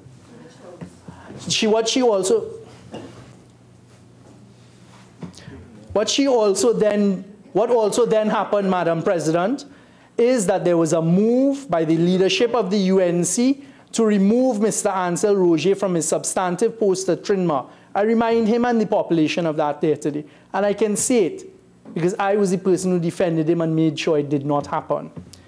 What also then happened in the House, in this other place, in the House of Representatives, was when Mr. Ansel Roger wrote to the Speaker, the then Speaker, who unfortunately isn't here now, he refused to even read the letter of Mr. Roger, which was seeking to respond to Kamla Persad-Bissessar at the time. So if that is not an attack... 46.6, Madam President, the member is out of line. Madam President, I don't know if that's the type of behavior that takes place here, but I'm not going to allow it to distract me. Yes. What I'm stating are facts. They are irrefutable. Little boy, sit down now. I'm simply calling standing orders to point. Senator Obika, you do have a right to invoke a standing order, but you also must invoke the standing order, a relevant standing order, properly. Okay? Continue, Minister. Thank you very much. So, Madam President, I start with that if that is not a direct, leveled, strategic, thought aforesaid attack on the head of a union, specifically and personally, I don't know what else is. This government is engaging in no such behavior. Why Petrotrin had to be restructured is because if it was not restructured, it had the opportunity, or the potential rather, to bring down the economy of Trinidad and Tobago. I'd like to tell the population and the citizens, through you, Madam President, that with every sovereign downgrade, there are certain triggers that come. The last 2 sovereign downgrades that Trinidad and Tobago faced directly as a result of what was taking place at Petrotrin. When you go back and you read the Standard & Poor's and the Moody's downgrades, they link it to what was taking place at Petrotrin. The last one that took place, it triggered a US $200 million Japanese loan, and it then went into default because if you were downgraded, they were able to call upon $200 million US to be repaid within 7 days. Fortunately, the government got 14 days. Minister, you have 5 more minutes. Thank you very much, Madam President. Fortunately, and there was another sovereign downgrade, there would be over $100 billion of potential cross-default to the sovereign of Trinidad and Tobago. So this government has done what needs to be done, and it has absolutely nothing to do with all that is being suggested by those on the other side. Another issue that has been raised is the issue of deficit, and it's a deficit budget. And every time we sit here and we hear those on the other side talk about a deficit budget, I remind the population that between 2010 and 2015, the price of oil had crossed $100, right? Had crossed $100, and they still had 5 years of deficit budgeting. I just want to ask for your guidance, 62.3, with regards to a minister attending any sitting. No, Senate. So, oh, I don't have to read it out, but... No, but Senator, continue, Minister, please. Thank you very much, Madam President. So the deficit budgets... Senator Obika. Senator Obika, please. I do not want to have to caution you again, okay? Continue, Minister. Thank you very much, Madam President. Madam President, the population is looking on and the population is seeing exactly what is going on, and it's a smart population. Deficit budgeting took place for 5 years and 3 months under those on the other side. There was some talk about Porton and partners. I would like to tell the population, and that nothing, and their suggestion that... 51 F, please. I'm trying to listen to my colleague. Continue, Minister. There's a suggestion that nothing is going on as a result of the Porton and partners. That is absolutely wrong. Madam President, as we are currently speaking, the government is engaged in intense negotiations and discussions with both BP and Shell. In fact, as I leave here, I'm going to re-engage BP along with the Minister of Energy in continuing those discussions to ensure for the first time that the population of Trinidad and Tobago gets a fair value for the gas of Trinidad and Tobago. And I remind the population, when they talk about leakage and they talk about taxes, that it was under the other side's administration in 2010 to 2015, they allowed leakages of billions of dollars under the gas regime. They never utilized the Petroleum Pricing Committee, which is now in place and can deal with transfer pricing. I would also like to end, Madam President, by just reminding the country, when we came in as an administration, there was a crisis in the gas sector. That crisis has now been completely stabilized. We've been working along with downstream and upstream, and it is absolutely no thanks to those on the other side. Also, the suggestion, the immature behavior is remarkable from the opposition bench, Madam President. Minister, please. Minister, being led by please, please, please. I would like to remind the population, or just correct again, the fictitious distortion of truth by those on the other side, and this remarkable suggestion that what is happening at Petrotrin has anything to deal with AV drilling. That is completely false. It affects AV drilling in no way whatsoever. Petrotrin, the entity, continues to deal with legacy items, which will include the AV drilling arbitration. So the suggestion that is being shut down to deal with AV drilling is completely false, and once again an attempt to mislead, as usual, by those on the other side. Madam President, I thank you very much for the opportunity to have come here to contribute. Senator Small. Thank you very much, Madam President, for allowing me to enter the contribution, make a contribution on this important bill. Madam President, we've had a very warm morning in here, in spite of the wonderful weather outside. And I have a slightly different approach, Madam President, because unfortunately for me, I am not used to making statements that have large exceptions to accuracy. That is not what I am known for, and I certainly don't know anything about alternative facts. I work hard, and I take this responsibility very seriously when I come here, and I work hard to make sure that when I say something, it is something that is on the basis of proper analysis. Madam President, Trinidad and Tobago is blessed to be a democracy.